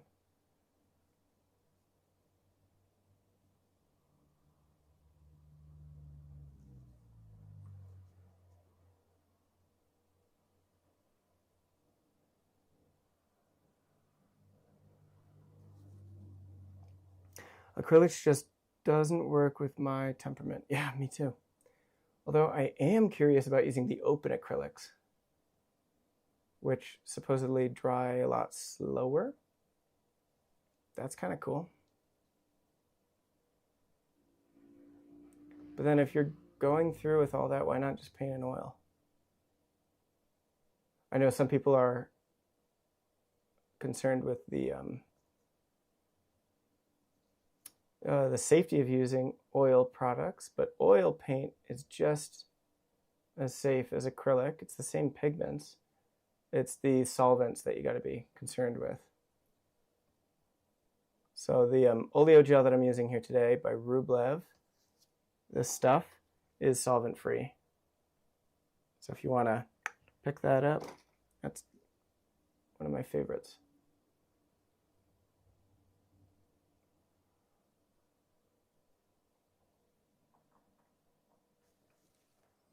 No acrylic here. Graphite is my least favorite. Like, it's fine, but it seems to always want to be used for detailed rendering, and it just takes so much more time. I like charcoal much better. Yeah, I have a certain affinity for graphite, just because I've drawn my whole life. It brings me back to being a kid. I do all of my compositional studies with graphite, and I have a set with multiple hardnesses. So that might be helpful, but yeah, charcoal is great. When I'm doing my thumbnail sketches, they're tiny, so graphite is much better for those than charcoal for me. I've tried it, and that was my conclusion. Just made me miss oil more. Yeah. If only I had my oils. I do a lot of travel with my paints. And I always bring watercolor. Paint watercolor on the plane. I just recently got into gouache, as I was saying.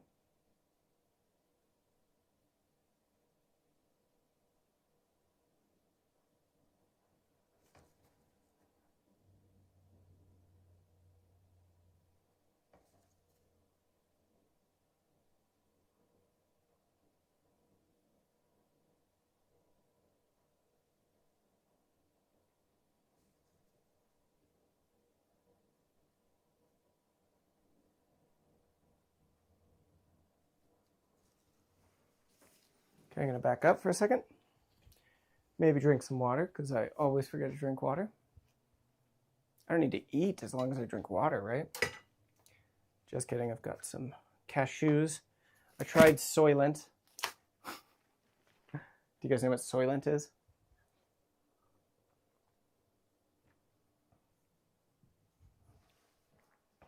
Yeah, these are looking cool.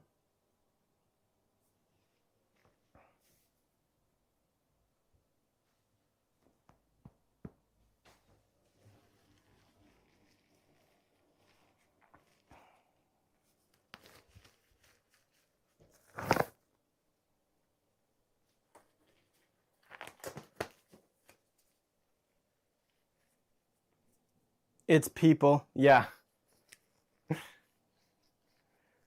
That was from the movie, right?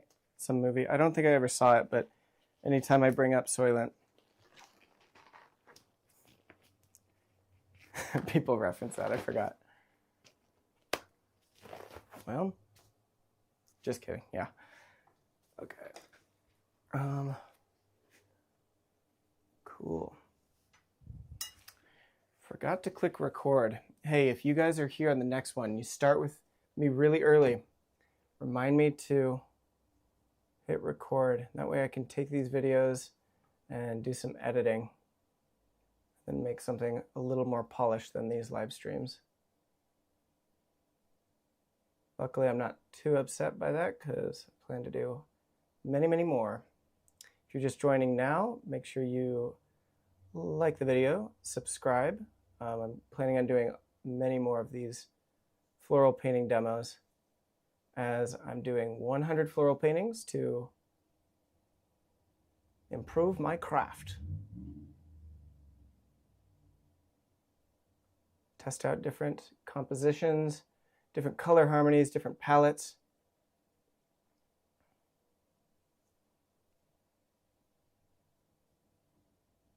Using my just random tubes of old paint, different brands.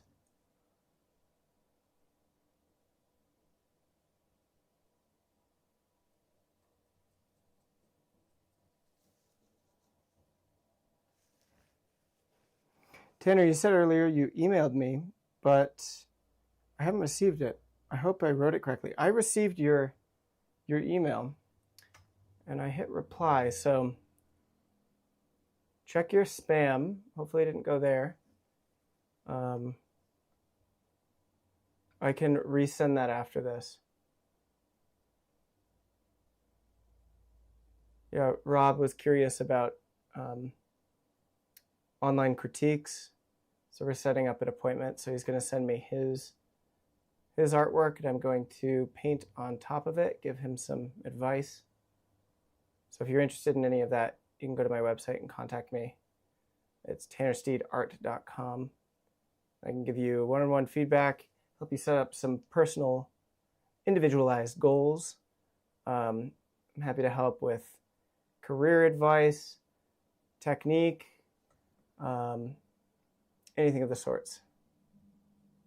Relationship advice? I'm just kidding.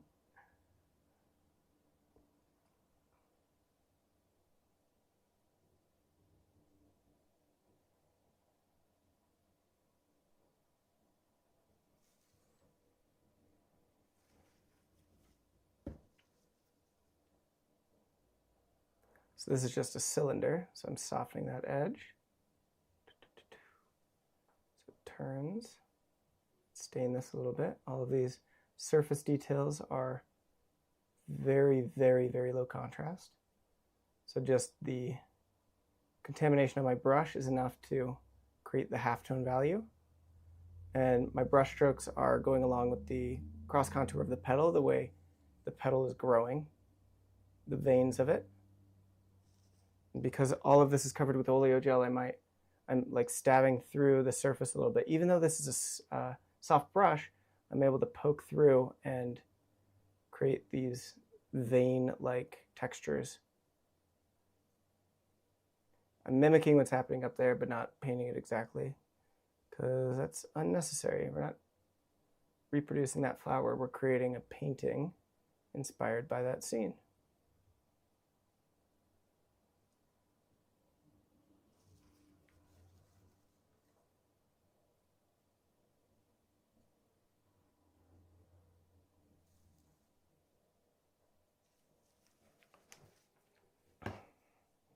liking where that one is.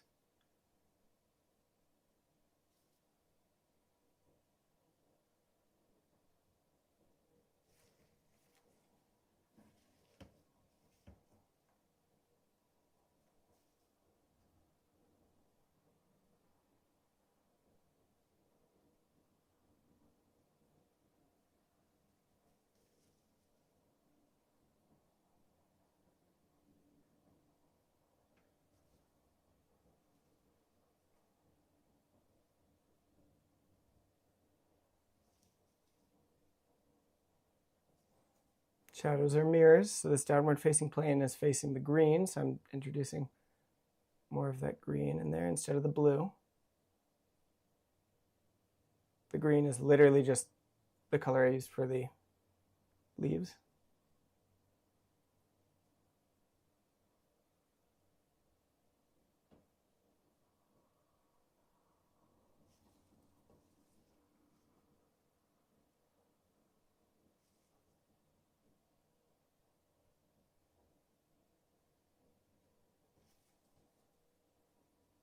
It's really shaping up, thanks.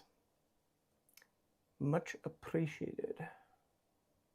Sorry if I keep hitting the forward-facing camera. My big old maul stick, it's curtain rod. It's not my favorite one. My favorite one is downstairs. I have easels in every room in my house, in my car. I'm ready to go wherever I am. But my favorite easel, I'm sorry, my favorite maul stick is downstairs.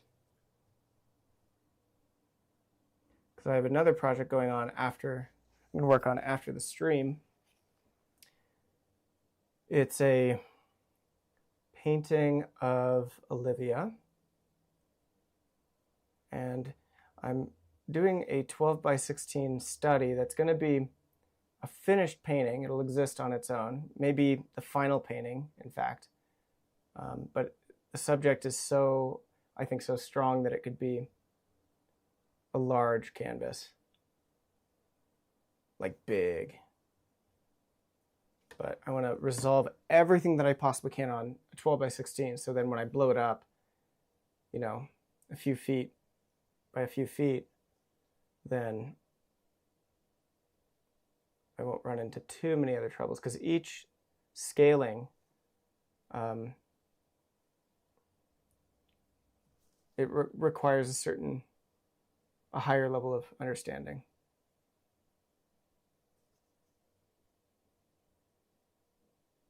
Because the larger it gets, the more specific I can get with my rendering or whatever. I saw an artist on the Undraped Artist that paints flower arrangements. I was shocked that he constructs the painting from his individual flower studies. I assumed the huge bouquet existed. Yeah. Let me think. Yeah, that's like the Dutch methodology. And my gosh, that guy is so good. What's his name? He's so good. Maybe that was a subconscious influence to get me to paint more flowers. Yeah, he does those masterful individual floral studies from life, from his garden, and then, yeah, constructs those super intricate bouquets. Those are unbelievable. Yeah, the rendering on those is just so precise.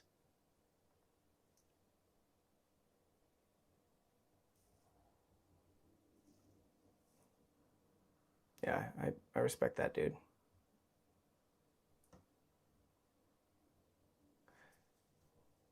We were talking about style earlier, and like copying your teacher. I think you should copy your teacher to the best of your ability if you have gone to them and you appreciate what they're doing.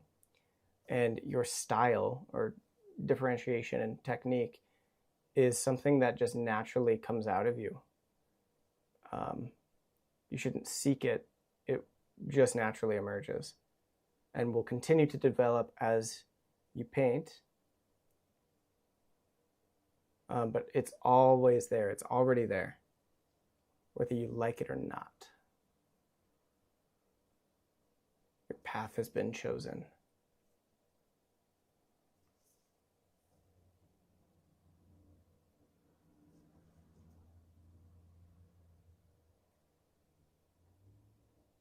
And it's for you to discover. So have fun. Just like with each painting, I don't know how these are going to turn out. That's the majority of the fun, is just watching it happen. Me watching this happen before my eyes. So I'm just as clueless as to what'll go on next. Okay, backing up. I don't want too much of an outline around these guys, because then it starts to look corny. So I'm just going to tap the edge, soften it a bit.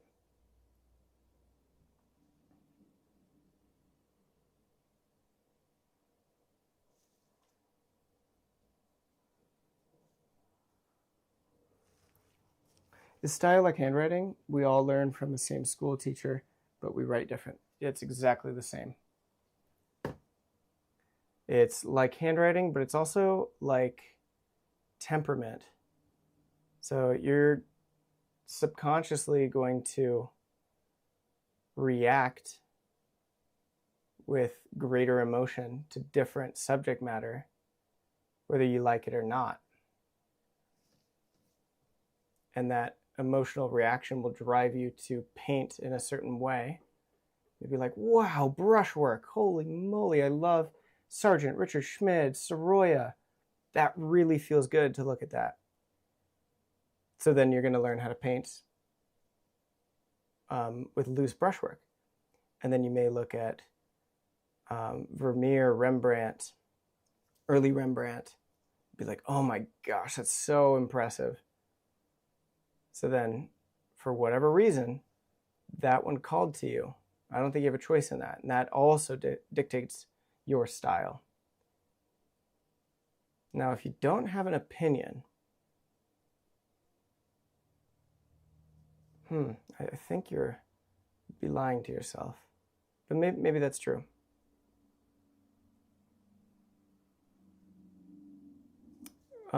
We talked yesterday about Kwong's philosophy of not following your fears, right? Or not letting your fears dictate what you do. I think some people, I've experienced, some students are scared of doing the right thing. They want to do the right thing. And that fear prevents them from experimenting and being okay with, failures, small failures, because you got to fail in order to progress. I think in order to make something interesting, you need to be very comfortable with the unknown and not knowing where the painting is going to go, right? That is a temperamental distinction between people. And that will dictate your style too. I can believe that. I like seeing how different instructors approach mark making. It really reflects their personalities. Yeah, like for me, I am a science nerd. And I love asking, why is this the way it is? Why is this the way it is? Why is this the way it is? Leonardo is my favorite. I like researching and studying and articulating and, getting into the details. So I love the round brush. I love taking notes. I love school. I'm a total nerd. A skateboarding nerd.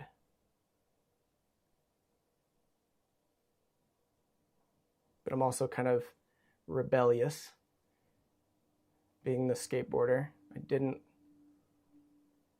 didn't like team sports or anything like that in high school. I was like, no, I got to do it on my own. Can't tell me what to do. I want to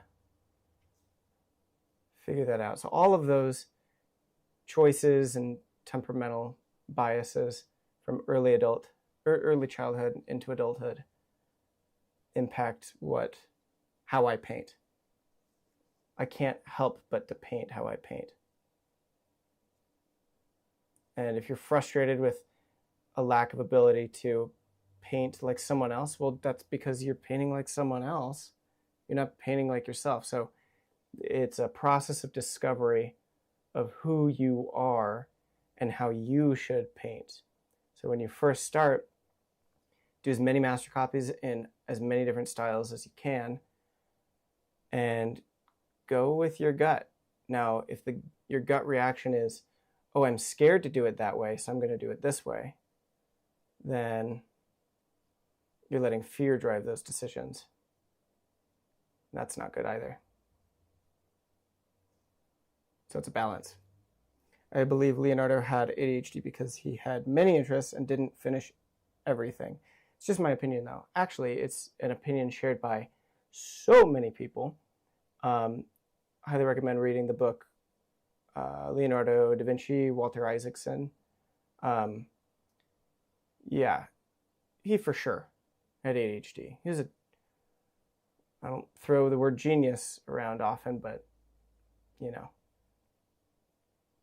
he was chaotic and didn't finish anything.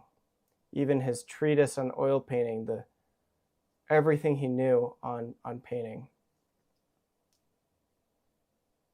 He was trying to write that book for so long, and all the pages that I got to see in Windsor Castle were the actual pages that he intended on publishing.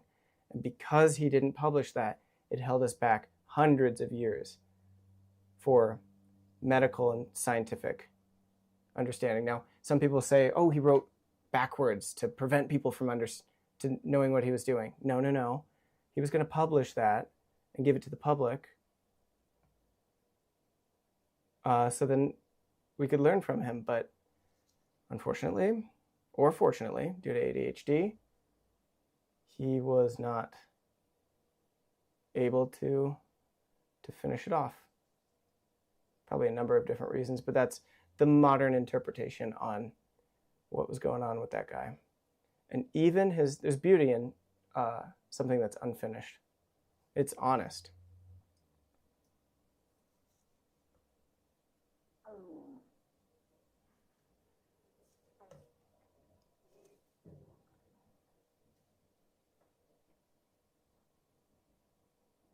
Okay, I'm going to paint some of these cast shadows.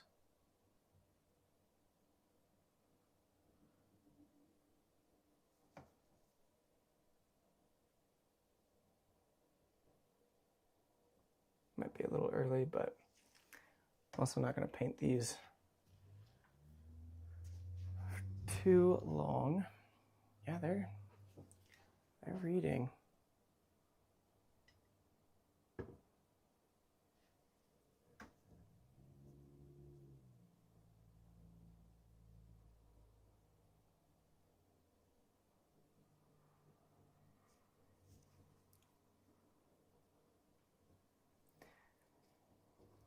Yeah, did you know Leonardo wrote and drew with his left hand, but painted with his right hand? All right, bye, Brian. Thanks for joining us. I really appreciate you being here. I didn't know that he was ambidextrous like that. That's pretty cool. My stomach is growling. Must eat. I say no, must paint.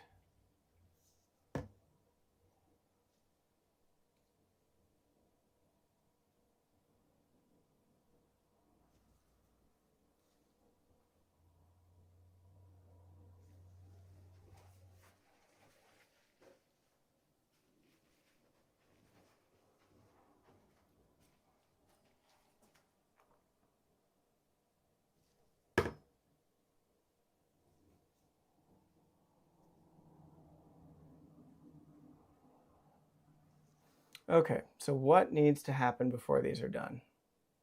It's make a short list. I need to add the stamen. I need to add maybe a few more occlusion shadows here.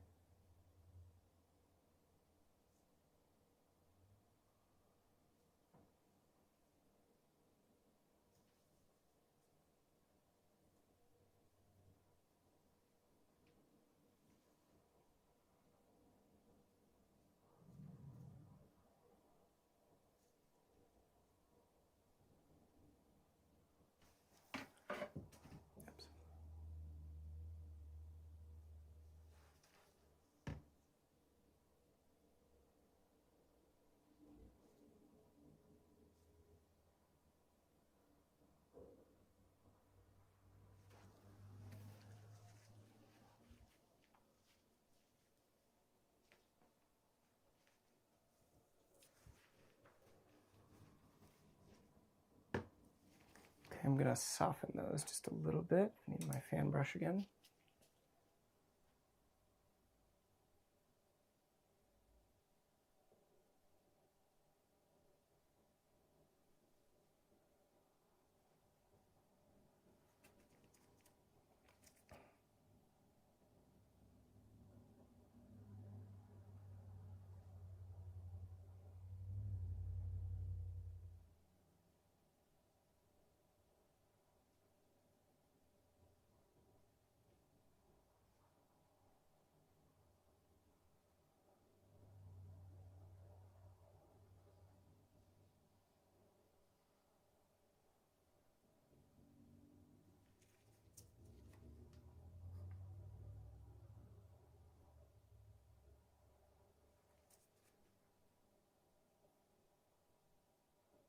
Yeah, I really like how this one's developing. It's looking really good.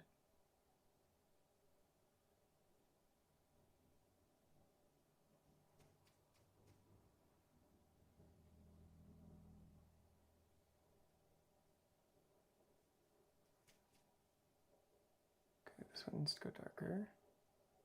It's the best.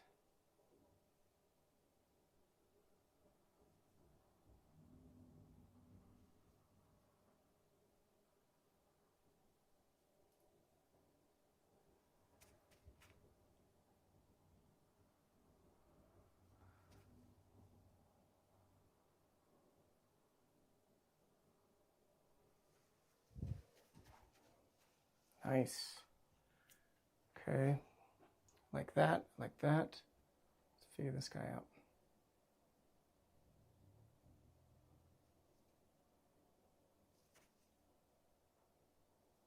It's usually the quality of the gradation that ends up dictating if I like it or not. These are nice and smooth, and then these are just a little too fragmented where they should be a softer edge. Okay, I have a question. Is sfumato just very soft edges? Sfumato refers to Leonardo's technique of creating softness in the form. And it's my understanding that it's not just soft edges, rather it's the application of like scumbling. It's this kind of stirring that he was doing. And that resulted in soft edges where he's thinking about the form rolling back and into space. So he was integrating foreground and background, integrating the figure into the background. So, in other words, wherever you can lose an edge, lose it.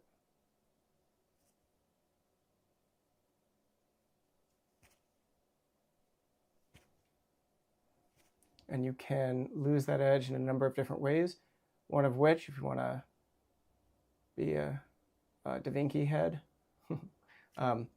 then you can use sfumato, get into some scumble trouble.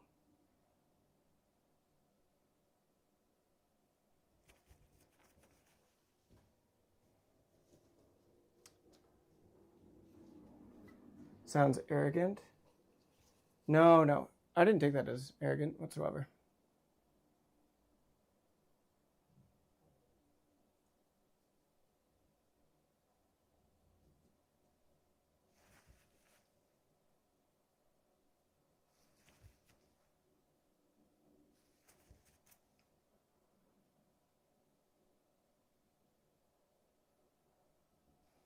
So I have to be so unbelievably careful.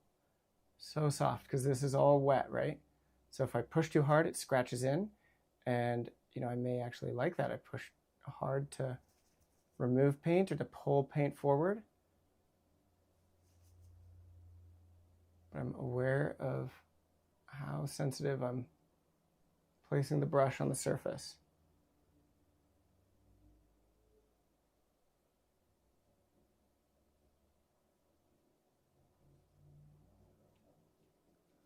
Thinking of the large form still. I don't think there's one hard edge in the Girl with the Pearl Earring painting.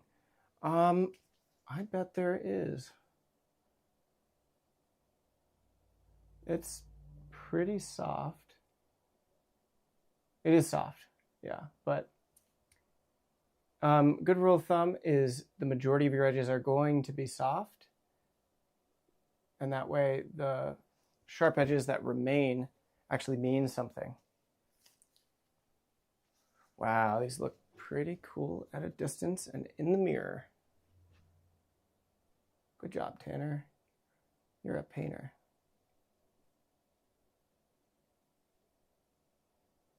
Gotta celebrate all the small wins.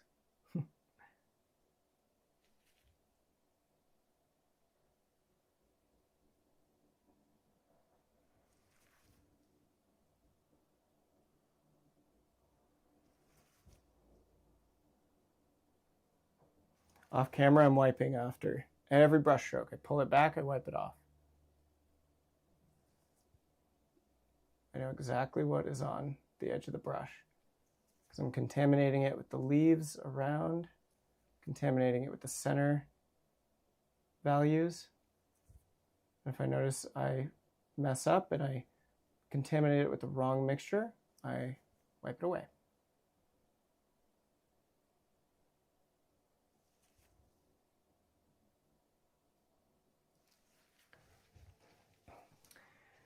They do look awesome, and you are so fast too. The skills of an artist. Oh, thanks.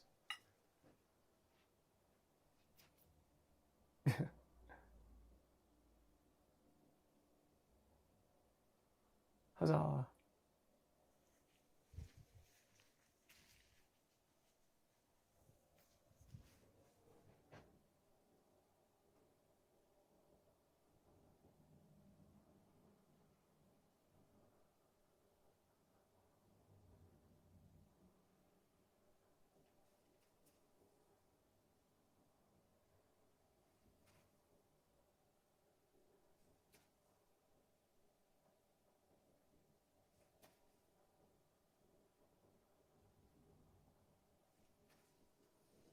Composition idea I've toyed with is a skater colliding with a businesswoman viewed from the left to the right, right to left woman, and as a whole, motion overload and above my skill.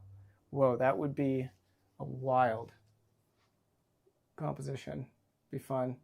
I'd do, series of little compositional sketches, do figure sketches. I would hire a model and make sure you understand the anatomy and, maybe even act out that scene to see what naturally happens, Hi, man, do you like painting? No, I don't, actually. It's not really my thing. No, I love painting.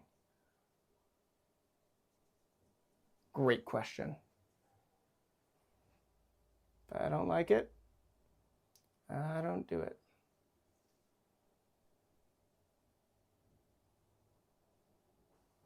Although lucky for me, I can trick myself into liking it. So if a subject seems like, oh man, I don't really care about that, I just get to the easel, put the brush in my hand, and I start doing it. And as soon as I start painting, I celebrate all these like little small wins. Like, ooh, that color's cool. Ooh, that gradation's cool. May not like the subject, but I love what the paint is doing. I love paint. I'm actually an accountant. That's right. Accountant by day. No. painter by day, accountant by night.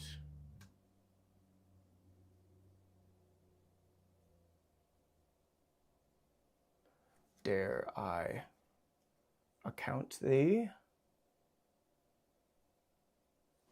What are we saying? I've seen a few of your videos. First time to catch one of your streams. Oh, sweet. Thanks for being here. If you can help me out, like this video. Make sure you're subscribed. Yeah, I'm going to be doing more of these live streams while I paint these 100 paintings. Doing 100 flowers. Psych, I'm doing 125. The 100 sold out. Those are on my website. And then the 125, the last 25 are going to be on ARTEFEX panels. And if you want to join me, you can paint along. If you want to paint on the exact same surface that I'm working on, you can look in the description of this video. And I have a discount code for a bundle of 5x7s, the exact size that these are going to be on. Those are aluminum panels. I am going to be working on the oleo panel. And all of the paintings in the 25 panel sale have my name, my signature engraved in the back of the panel. So they are one of a kind. Is there a way to combat perfectionism? It's a difficult balance because we do want to do our best. I would definitely, I also have a perfectionist mindset, and I think it's what has fueled me to progress rather rapidly. And it's good to have a critical eye. I think there's nothing wrong with perfectionism, but in order to not drive yourself absolutely mad,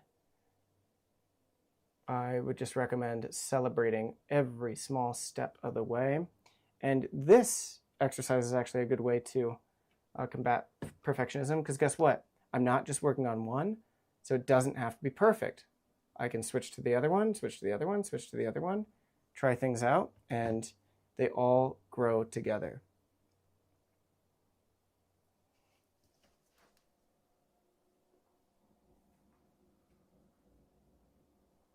And there's no such thing as perfect, right? I have a really hard time letting go of paintings for, like, you know, commission work, etc.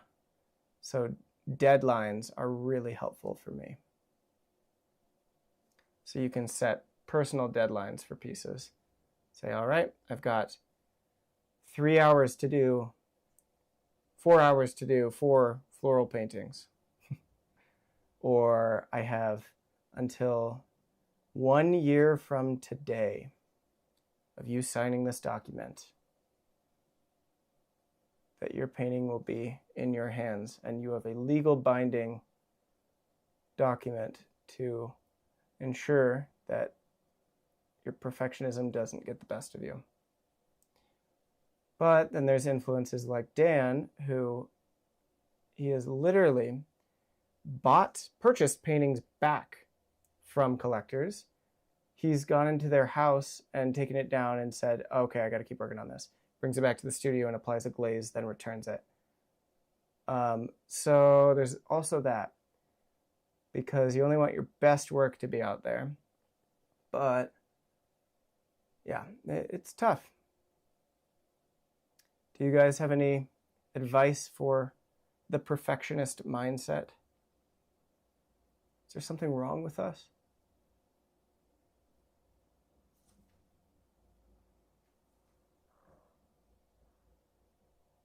Or is there something right with us?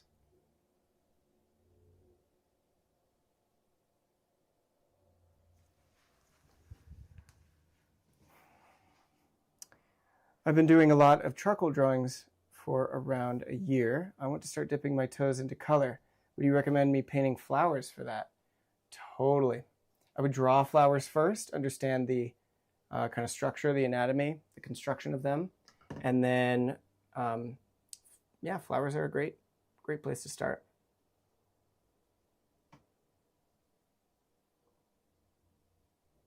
You can watch some of my previous streams where I paint flowers of different local colors, kind of get an idea on that. You can also join my online coaching if you want one-on-one feedback where I give you direct advice.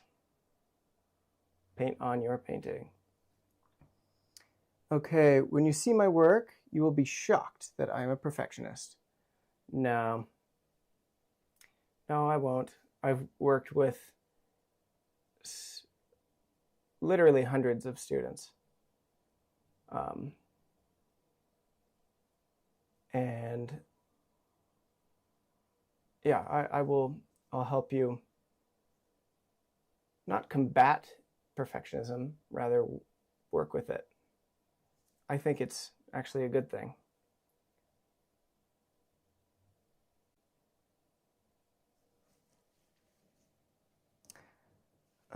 I heard somewhere that perfectionism is a form of fear of failure.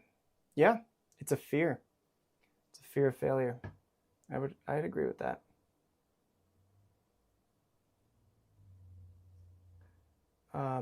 It benefits you sometimes because it makes your work really, really, really hard. But you can also be a perfectionist and it inhibits growth because you don't want to get yourself to the easel out of fear that you're going to make a mistake. So something that I sometimes tell myself is it's not about this painting, it's about what I learned from this to apply to the next one. And it's a series of, these missions where, you know what, you go for the stars, you go for an A+, and you get a B. Dang it. Next time, your standards are higher, you've learned more, and you go for that A+, and you get a B+. You're like, hey, that's progress. It's still not perfect, though. But generally, your trajectory is going to climb. Really, it never crossed my mind spending some time drawing flowers.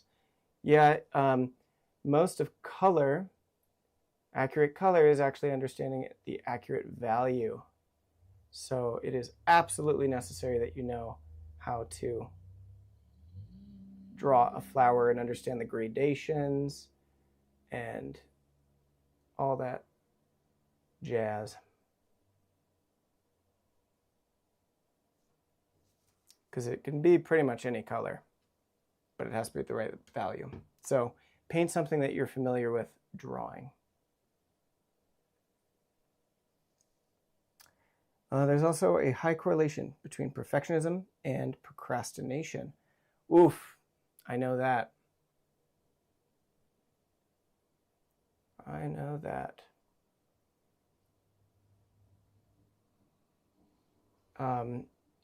Something that I have used is accountability buddies. So I paint with people regularly. If I'm working on a personal project, I have straight up told them to their face, I'm like, hey, if I am procrastinating or if I seem to be procrastinating, which I do, they will call me out on it. I can't get mad because they're noticing it and they're trying to help. Yeah,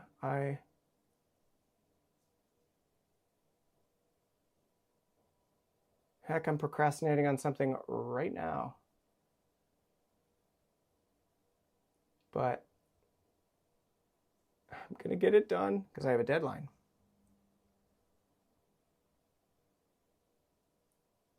And it's funny, as soon as you start working on it, you realize, oh, why did I wait all this time?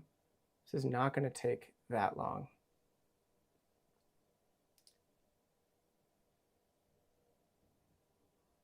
Set yourself a deadline to plan what you're going to do, because you can plan infinitely.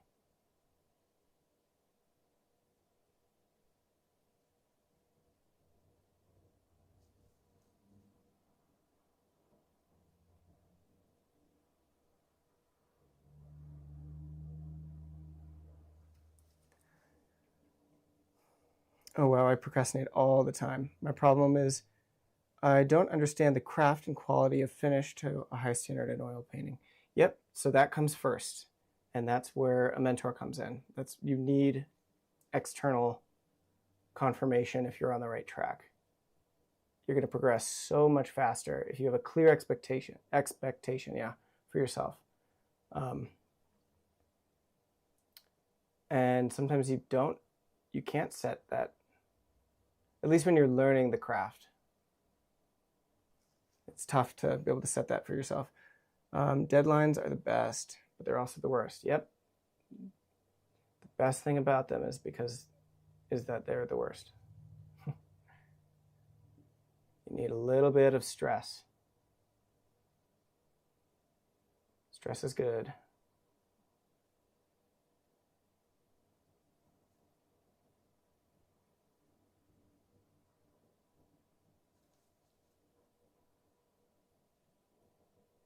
So with these flowers, in my mind, they're in competition with one another, not with me. So this one's trying to be better than that one. That one's trying to be better than this one. And I'm pushing them all, and I'm not attaching myself onto one of them. They're all fighting for attention. Let your paintings fight it out.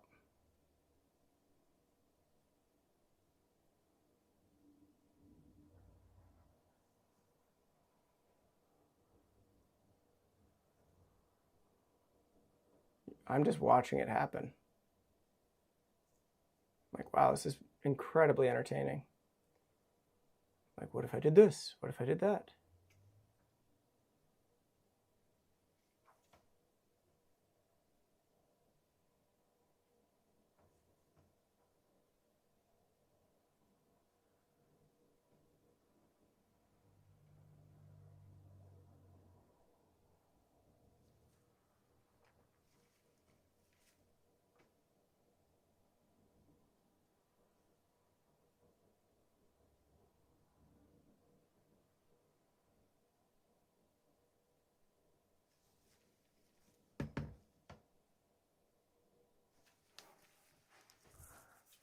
Okay, I'm backing up, getting some blood flow, do some squats.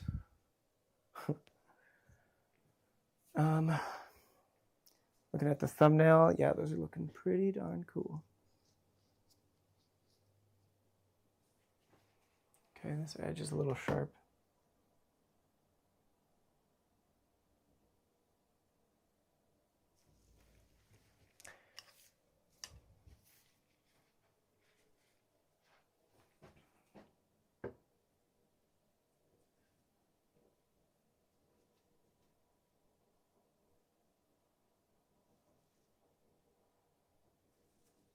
Make sure your stems are tapering. They're more narrow at the top, and then as they go down, they get wider.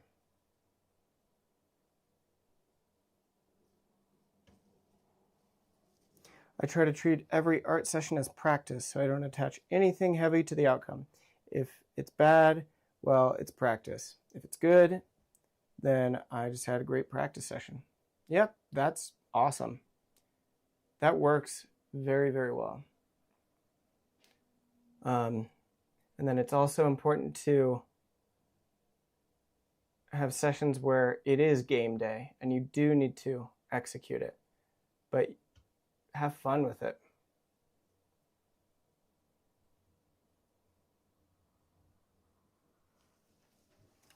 My guess is all the best artists are the ones that can solve problems. The other thing they have in common is they mastered all the fundamentals. Oh yeah. You'll come to find out that that's it. It's literally just the fundamentals. And then once those are out of the way, you get even more, it gets harder. It gets much harder. Because then you start questioning, like, why am I doing this at all? Like, why would I paint that idea? The idea becomes the most important thing. But that's good, because you have a clear voice that is concise and relatable for your viewer, so you can say whatever you want to say.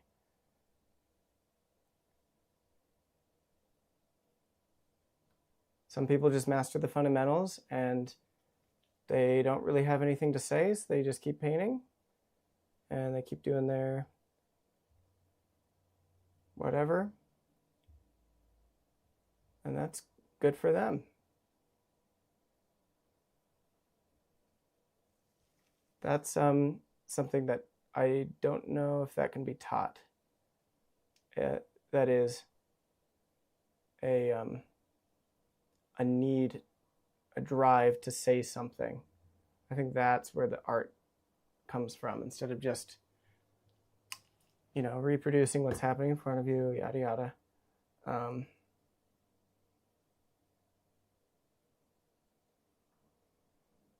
We need those terminal, not terminal students, but terminal technicians to hold on to a rich and overwhelming understanding of the craft, so that they can help others develop their language. And then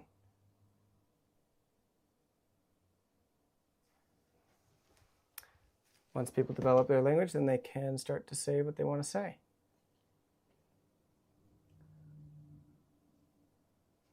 Oh no, harder, I'm already struggling. Yeah, it gets harder. As an instructor, what's your favorite thing to teach to students? That is a tough question, a good question. It's my favorite thing to teach. I guess I'll just go with whatever is on the top of my head. My favorite thing to teach is the fact that everything, learning how to paint a flower, learning how to paint a portrait, a landscape, it's all the same. Once you discover that it's all one thing, it's all one, baby. That's my favorite thing to talk to students about. That's why I can paint anything. And you can too, because it's all the same thing. It's just lighter, darker, warmer, cooler, soft edge, sharp edge, interesting shape. It's the elements of art.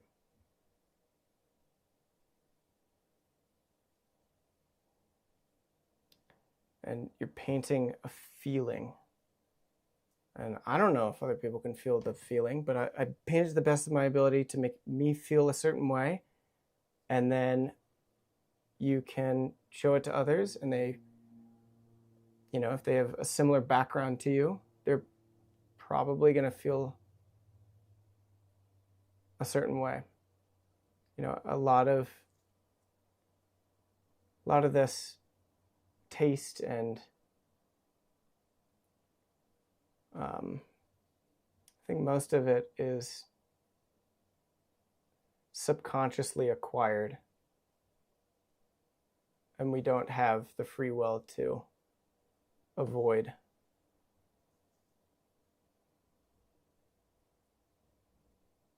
Those early life experiences that will dictate your taste through life. You can become more educated and learn what is, you know, a better version of that. Or, I don't know. What am I trying to say? You're so handsome. Oh, geez. Well, thank you. My gosh. Are you using soft brush for those very thin black edges? Yeah.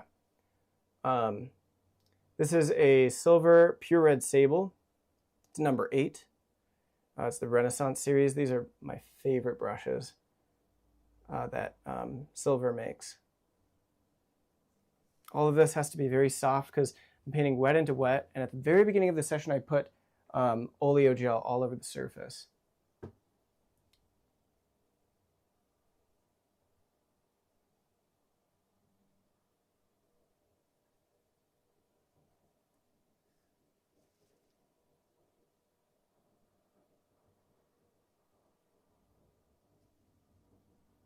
Okay, getting close. I'm waiting as long as I possibly can before putting in the stamen, because as soon as I put those in, it's going to be really hard to render the petals behind. So I want these set up. But am I just procrastinating? Probably. So what am I going to do? I'm going to set a 1 hour timer. I have to be done with all of these by 3:15 Mountain Standard Time. Okay, if I get them done earlier than that, I get a high five. Fantastic. Okay, so let's mix a new value. God, why do I have this palette knife? It's disgusting. What the heck is that? It's like one of the first ones I ever bought. Okay, I'm going to use this. We're going with yellow. We're going to do our mixture from below. When I squint at those stamen, what value do you see? They disappear. That means that they are the same value as the shadow side. So it needs to be green, and this is way too dark. So I'm going to grab a wee bit of white. Look, I barely used that. What the heck?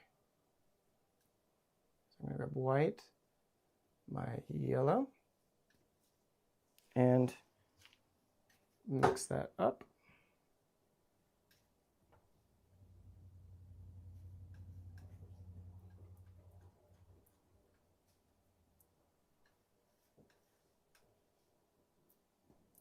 Okay, maybe I'll do a wee bit more yellow. Nah, I don't want it to be too saturated. I'm kind of living in this cool environment. Okay, we'll try that. We can test this value over here. I can lay that down, paint it with just the palette knife, flat patch of value, nice and thick. And then I can take my blue, we can check the value. Put that right on top. Get more. Nice and thick. When I squint, do the edges fall apart? I mean, do they merge? Yes, they're the exact same value. Fantastic. It would take me 4 weeks to paint these, and of course mine wouldn't be half as good. Well, paint as many flowers as I've painted, and they'll be this good, maybe even better. Okay, I've painted over and over and over and over and over. So, like, you'll get there. Just keep going. Keep having that high standard for yourself. Get support from myself or others, and anyone can paint. Anyone can cook. Anyone can paint. Pareidolia, seeing shapes, images, panel A, an abstract lady's face behind the flower with lips, smiling. Okay, so that's what you're seeing in panel A. Let's see if I can see it. Pareidolia. Yeah, that is really interesting. Like seeing something in the clouds. You see a horse or whatever. That can actually be a huge advantage if you're trying to draw something and you see that shape. You'll be able to get accurate proportions. So, okay, let's see. You see an abstract lady's face behind the flower with lips. Did anyone else see that? Let's see. Oh, maybe. Is it the silhouette here and this is the mouth? Abstract lady. Yeah, and then this is the hair. I see it, I think. Or we always, humans, right? We try to find patterns everywhere. We try to see faces subconsciously. Your current values give me Eastern style ink painting vibes. If I didn't know it was an oil painting. Oh yeah, that's cool. I'll take that, thank you.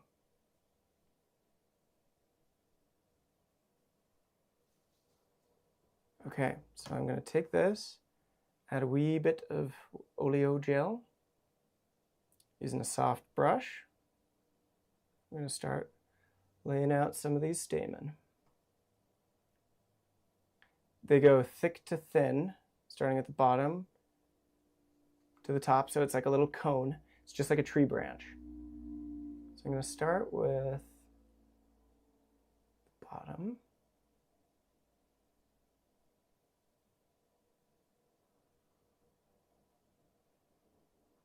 It should be the same value, but a different color. So I'll do just a few of these.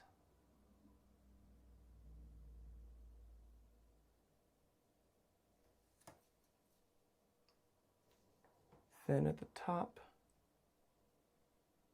thick at the bottom. There's a little cast shadow.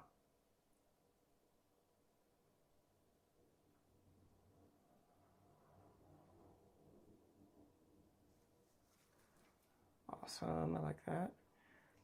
The lips on the bottom right, I think. Oh, these? Oh yeah. Oh yeah, maybe. I see it.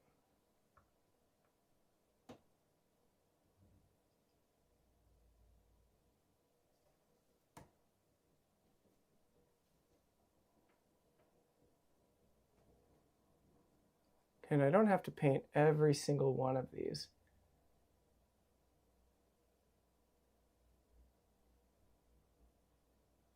If you're like my mother, she'll, take all these out. I'm like, no, they're so pretty. She's like, they stain clothes.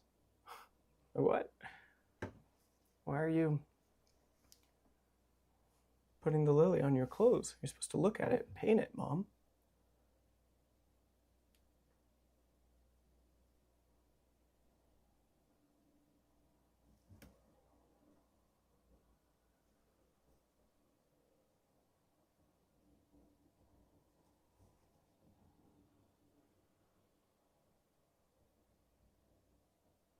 Generally, if you're trying to taper, you want to start at the bottom where it's wider. And then the flick of the brush, the release, it will taper naturally.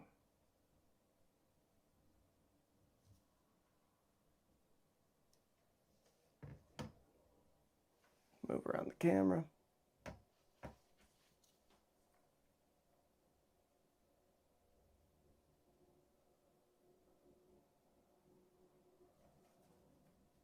It's picking up the black from below, and I actually like that.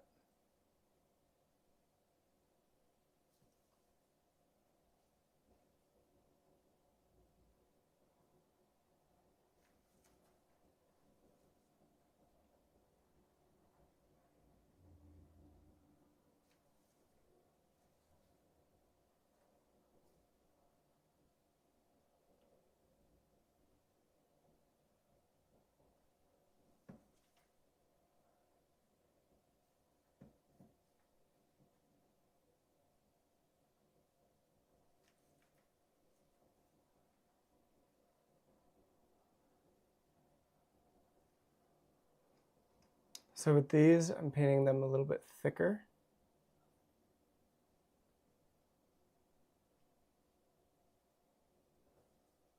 More body to the paint, so it kind of has a little bit of a ridge.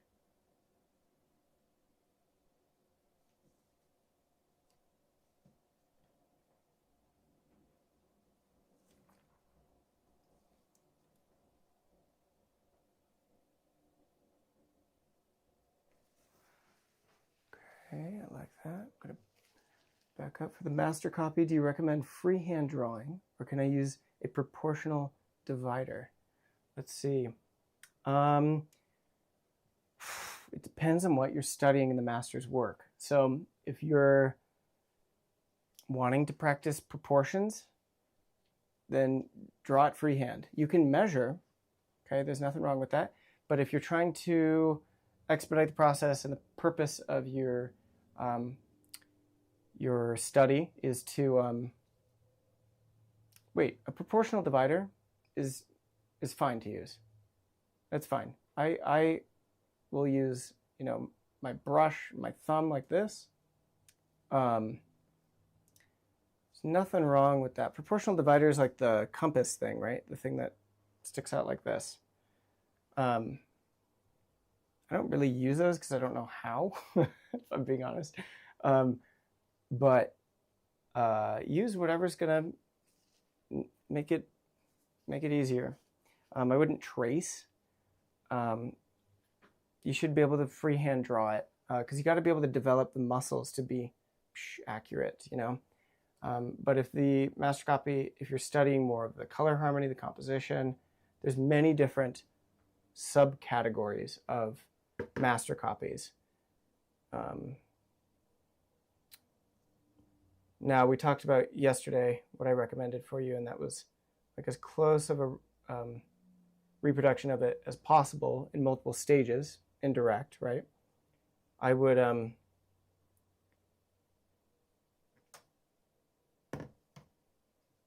being the perfectionist and wanting to learn as much as I can out of this one study, I would draw it first, freehand. You can measure as much as you want. You can do it sight size even. That's fine. But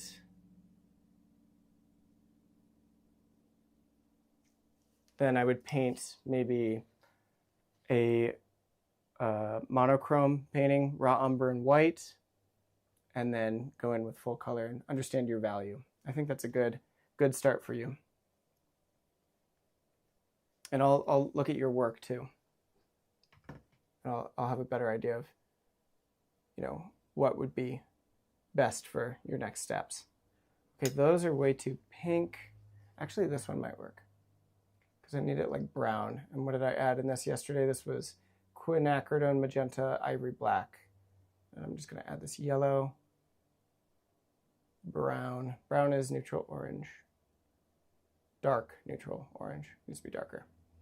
Black. That's too dark.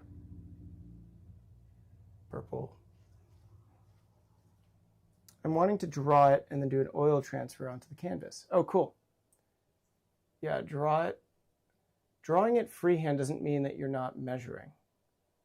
You should measure, my rule is measure 20% of the time, draw freehand 80% of the time. When something feels wrong, check it. The majority of my drawing practice is comparing to plumb lines. Is it perfectly horizontal? Is it perfectly vertical? Or how does it compare to that angle? What's above it? What's below it? What's immediately to the left? Immediately to the right?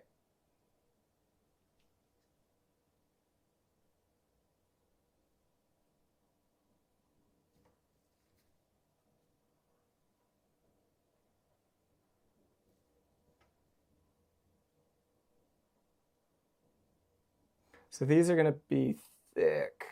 Pick up glare.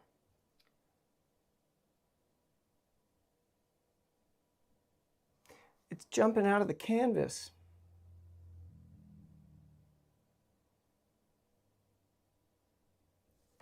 Just one brush stroke.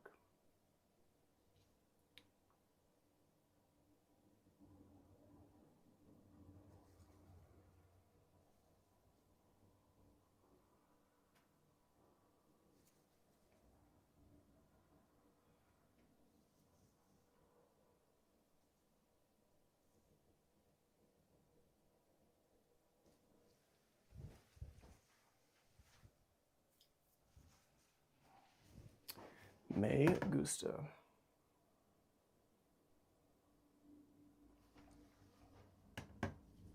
I'm wanting to do a perfect reproduction of it. Of course, that is just my intention. Awesome. Yeah. As perfect as you can And guess what? It's not going to be perfect. So that's the real expectation. It's not going to be exactly the same, and that's okay. You're going to reach for it, reach for it, reach for it, reach for it, and then learn from it. The point of it is not to make the painting. The point of it is to understand each step and have a daily practice that is training the musculature and building new neurons. So make sure you're getting enough sleep. And there's so much more that goes into learning than just the act of painting. Doing it over the course of many days is actually going to make you learn it better. If you did it all in one session versus over the course of a week, you're going to retain it more if it was over the course of a week.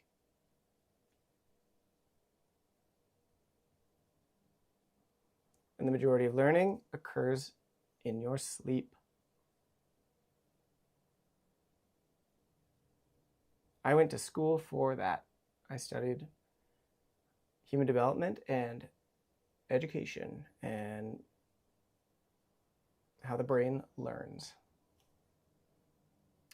How often are you planning to live stream? I am planning to live stream maybe at least 3 times a week. Maybe more. I've got some travel events coming up. I'm doing a live painting event at the Broadmoor, the Galleria show in Colorado Springs this weekend.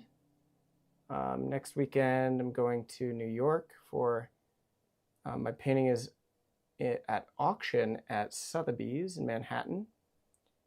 The Sphinx is. So if you're interested and you want to bid on that, go for it. That'd be cool. It's through the Art Renewal Center, ARC show. But other than that, I am just cranking out these flowers.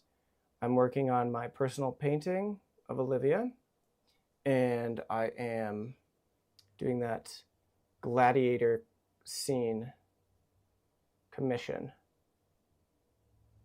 That's what I'm working on. So the live streams are a extrinsic motivator. 2 birds with 1 stone, really. I need to paint these, and I might as well make some videos. I've got the setup. So the stamens pull it together nicely. Thank you. Yeah, I think they're really helpful. Back up. Yeah, these are sick. See? Celebrating small wins. You can do it, Tanner.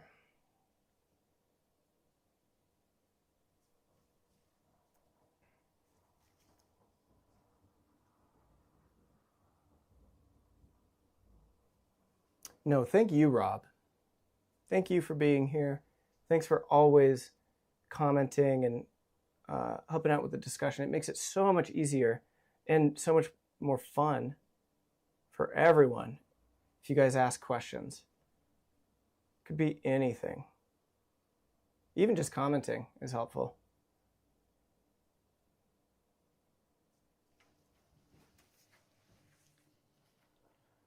Backing up.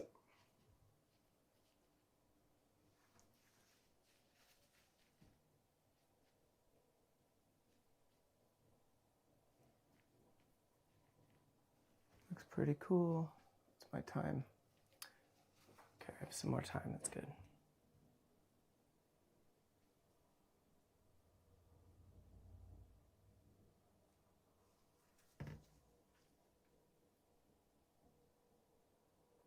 So they get darker as they enter the center of the flower.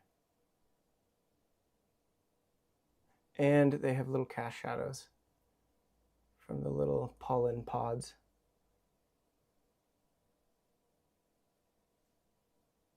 So right before it reaches the pod, it's a little darker.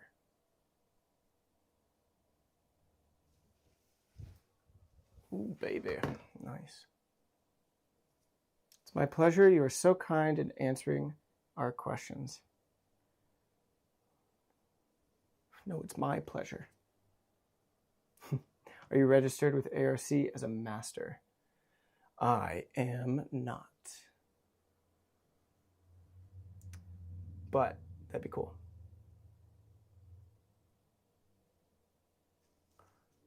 That would be cool.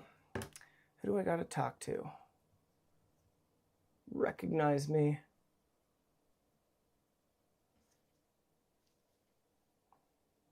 No, I honestly don't know how that works. Oh, I like that one. No, it's funny, the master status in, you know, the OPA, ARC, all that stuff. It's cool. Like, it's really cool to be recognized. It's, you know, be very grateful for that. And it's just a hint that, you know, you're on the right path and that people are recognizing you. But if you're not on that, doesn't mean you're not on the right path.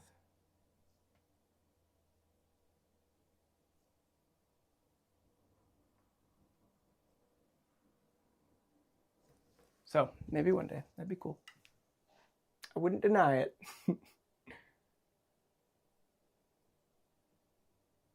Wouldn't deny the accolade, but right now, I mean, I'm working my butt off to improve. I certainly don't feel like I'm a master right now. Maybe like 50 years from now, I'll be like, okay, I've done everything that I could do. Because guess what? I'm in Kwong and Dan's studio regularly, and those guys are still improving. You know, I spend more time with Dan, and Dan improves with every painting. It's crazy. He has bad days too, which is interesting. But so I don't know. I think the word master is overused. I think even the word artist, maybe, I don't know, it's controversial. It's overused.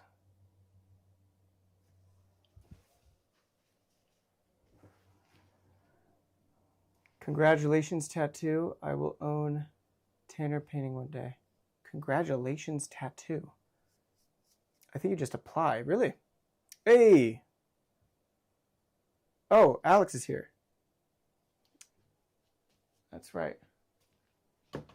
Tattoo. Hey, Alex, what's up? That's right. So one of these might be yours, man. You in Colorado? Now, I want to get all 100 of these flowers together, and then I will ship them out. I know you are in town for now, so maybe I can make an exception for you to come pick it up at the studio, but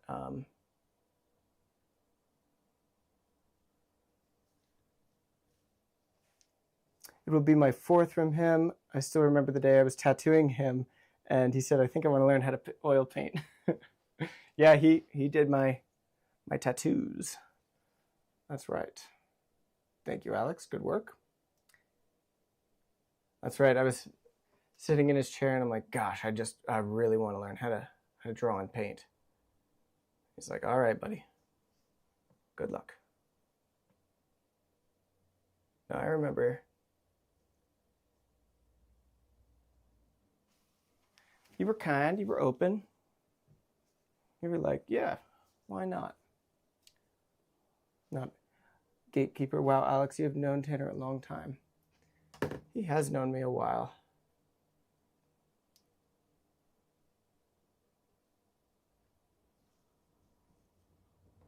But I had a late start, guys.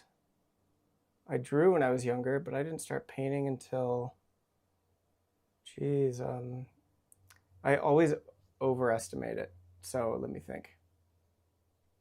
I think it has been 7 years, 6, 7 years.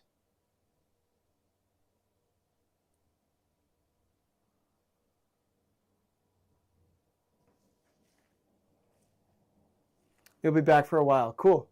Oh, probably till the holidays. Well, I should definitely be done by then. I hope so. Goodness. No, so the way I'm doing it is I'm painting them in batches. As you can see, 4 at a time, all individualized, and doing live streams for the majority of them. I'm up to, see, the trick I'm doing is I'm not counting, because seeing the pile of panels, I also hide the pile of panels. There's a lot. I cut out 100 of them, and I'm like, oh my gosh, what have I done? What am I thinking? I've been spinning my wheels for 10 years and still a beginner. Well, just like I said, I am nowhere near a master, and you'll continue to learn your entire life. Dan, Sprick, Kwang Ho, they're still spinning their wheels. Kwang's still spinning his 25 different wheels simultaneously while golfing. He has ADHD for sure. That guy's crazy. Are you picking different flowers to paint in the series like this for your 100 flowers? Yeah, they're all going to be different. There's going to be lilies and roses and peonies and sunflowers. I haven't done sunflowers yet. Of different colors, and everyone in the 100 paintings is going to get a random one, okay? It's luck of the draw. And then the last 25, so I'm doing the 100 on these panels, and then the last 25 are going to be on the ARTEFEX panels, the aluminum, really, really nice support. So after I've learned, 100 new pieces of, forward momentum, I'm going to do 25, and I'm really going to take my time with one at a time. Maybe do, instead of 4 at a time on those panels, I'm just going to do 1 and really extract everything that I knew and put those into the last panels. And those are still available. I have 25 on the website. Not all 25 are available, but if you are interested, you can pick one of those up, and they're at a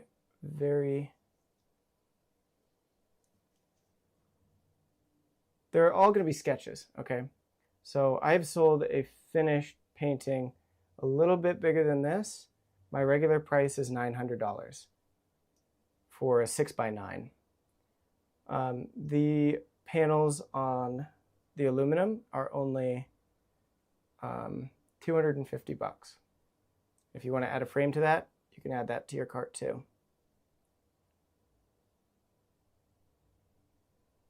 So the reason why I'm doing this, I have 2 reasons. 1, I want to get better at painting flowers.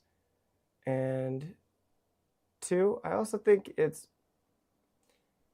kind of bothers me sometimes when people they actually can't afford real artwork.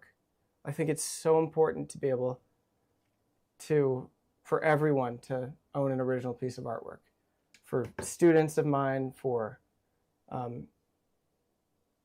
people of all socioeconomic backgrounds. This is it has to be enough for it to be worthwhile for me to paint, and these are barely paying for the materials, right? They add up. It's about quantity. If you do the math, it works out for each one. But I'm only doing this one time.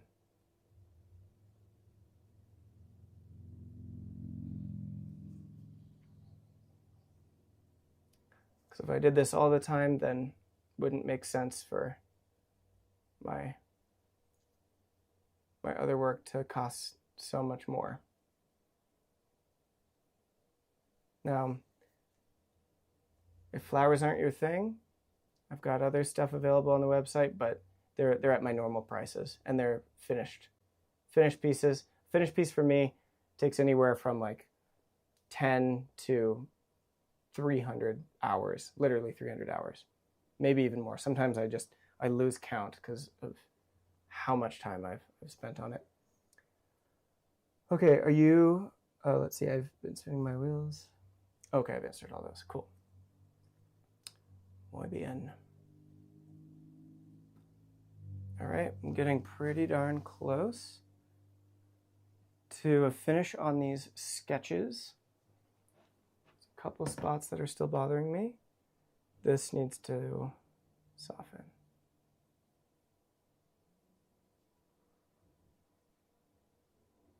Remember, overcast light has soft cast shadows. I do think the economics of art and the question of affordability is an interesting one. Yeah, it bothers me. But I also know how much time and effort and study has gone into learning how to paint. And artists do deserve a living wage, you know? Like it's hard. It's really hard. I think everyone should try to paint a flower. It's funny, the one class, not the one class, but I've taught floral painting, and I find that out of all the classes that I teach, it is the highest likelihood that I will have students cry in. You know, unlikely from me being a jerk, but rather I think they thought that painting flowers was just going to be easier. Or painting in general. I think everyone should try to paint. You got to know your worth. That's right. I think it also dovetails into the bigger question of how people value all art, like you're discussing. Yeah, that's right. And these I can, for now, I'm comfortable selling them for less, but because they're not finished pieces. They're going to be studies. They're color studies. They're sketches. They truly are sketches. But they are also original oil pieces. So yeah, there's a balance.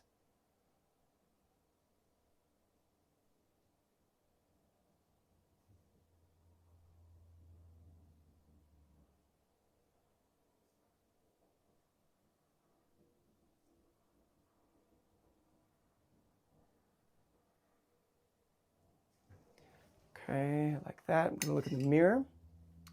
The mirror helps me analyze and be a little bit more objective. It's like me walking into the room and seeing a friend's paintings, because the composition should work in either direction. Okay, it's looking good. There's one mark that I don't like, and that is the stem doesn't go all the way down to the bottom.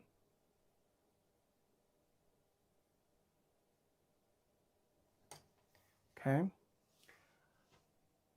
I charge what I charge because of the years invested into learning what I know and being able to do it at the speed that I do it. That's so true. That's right. And for me and probably for you, like every 6 months or so, your skills are higher. You've sold all the work that you have. And so the price per square inch, or however you price it, goes up and up and up. And it's a very slow trajectory, and then maybe a major thing will happen and that bumps your price up, like my painting going at auction at Sotheby's in Manhattan in 2 weeks. Like that's a big deal for me. I'm so grateful to be a part of that show. And so you just test the market. There's a lot that goes into it.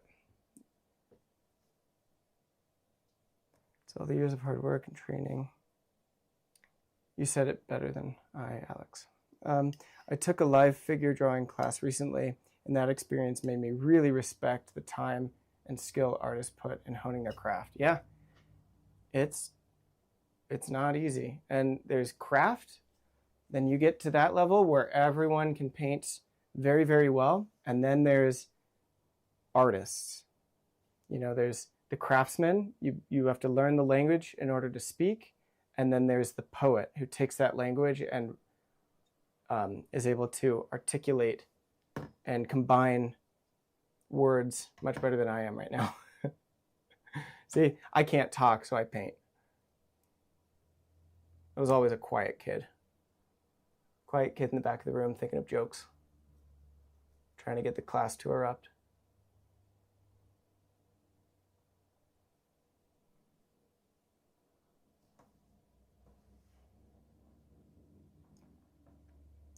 Thank you, Alex. I really appreciate that. My instructor with 40 years of experience was godlike. It was incredible. Yeah. 4 years. Like they say that, you know, the 10,000 hour rule, it's really not that much. It's like 2 to 3 hours a day for 10 years is the 10,000 hour rule. Or I might even be less than that.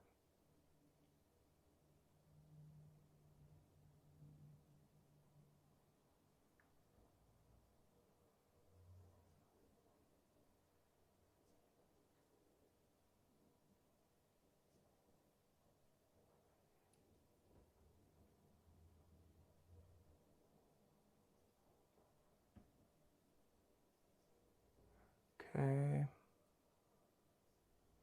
So we're getting pretty close.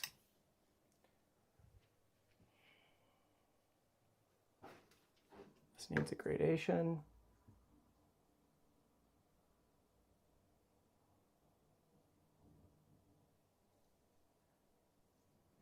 Gradation.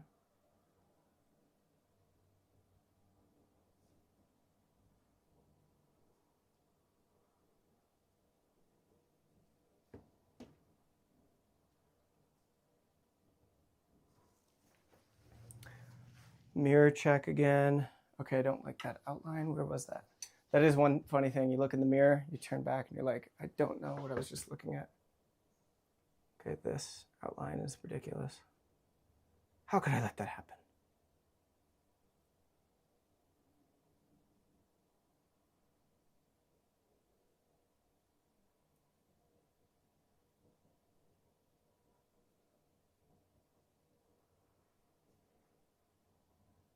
See, it's a balance. With old age, the flowers get those dark marks on the edge, but they can't be such high contrast that they take away. It's gonna have a core shadow. That'd be cool.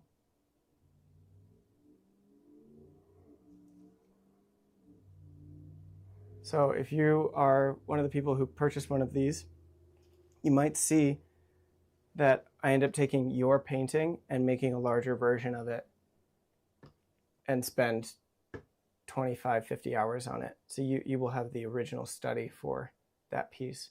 Like I could see some of these, any of these really, being a larger painting. Yeah, you guys have to let me know which is your favorite composition. Do you like the up close flower? Do you like this one with the extra stem? Like the flower exiting to the top left? What makes your tummy rumble?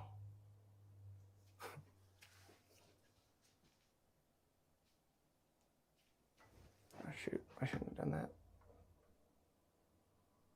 Okay, I gotta commit. Commit to the bit.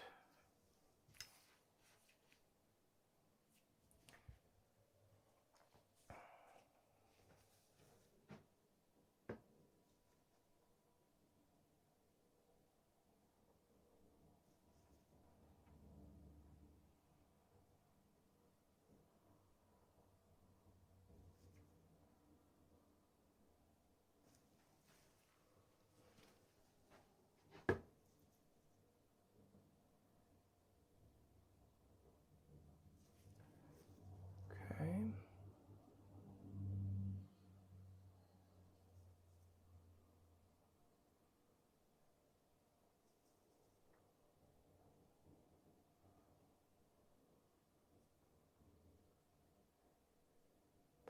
I can feel the countdown in my head.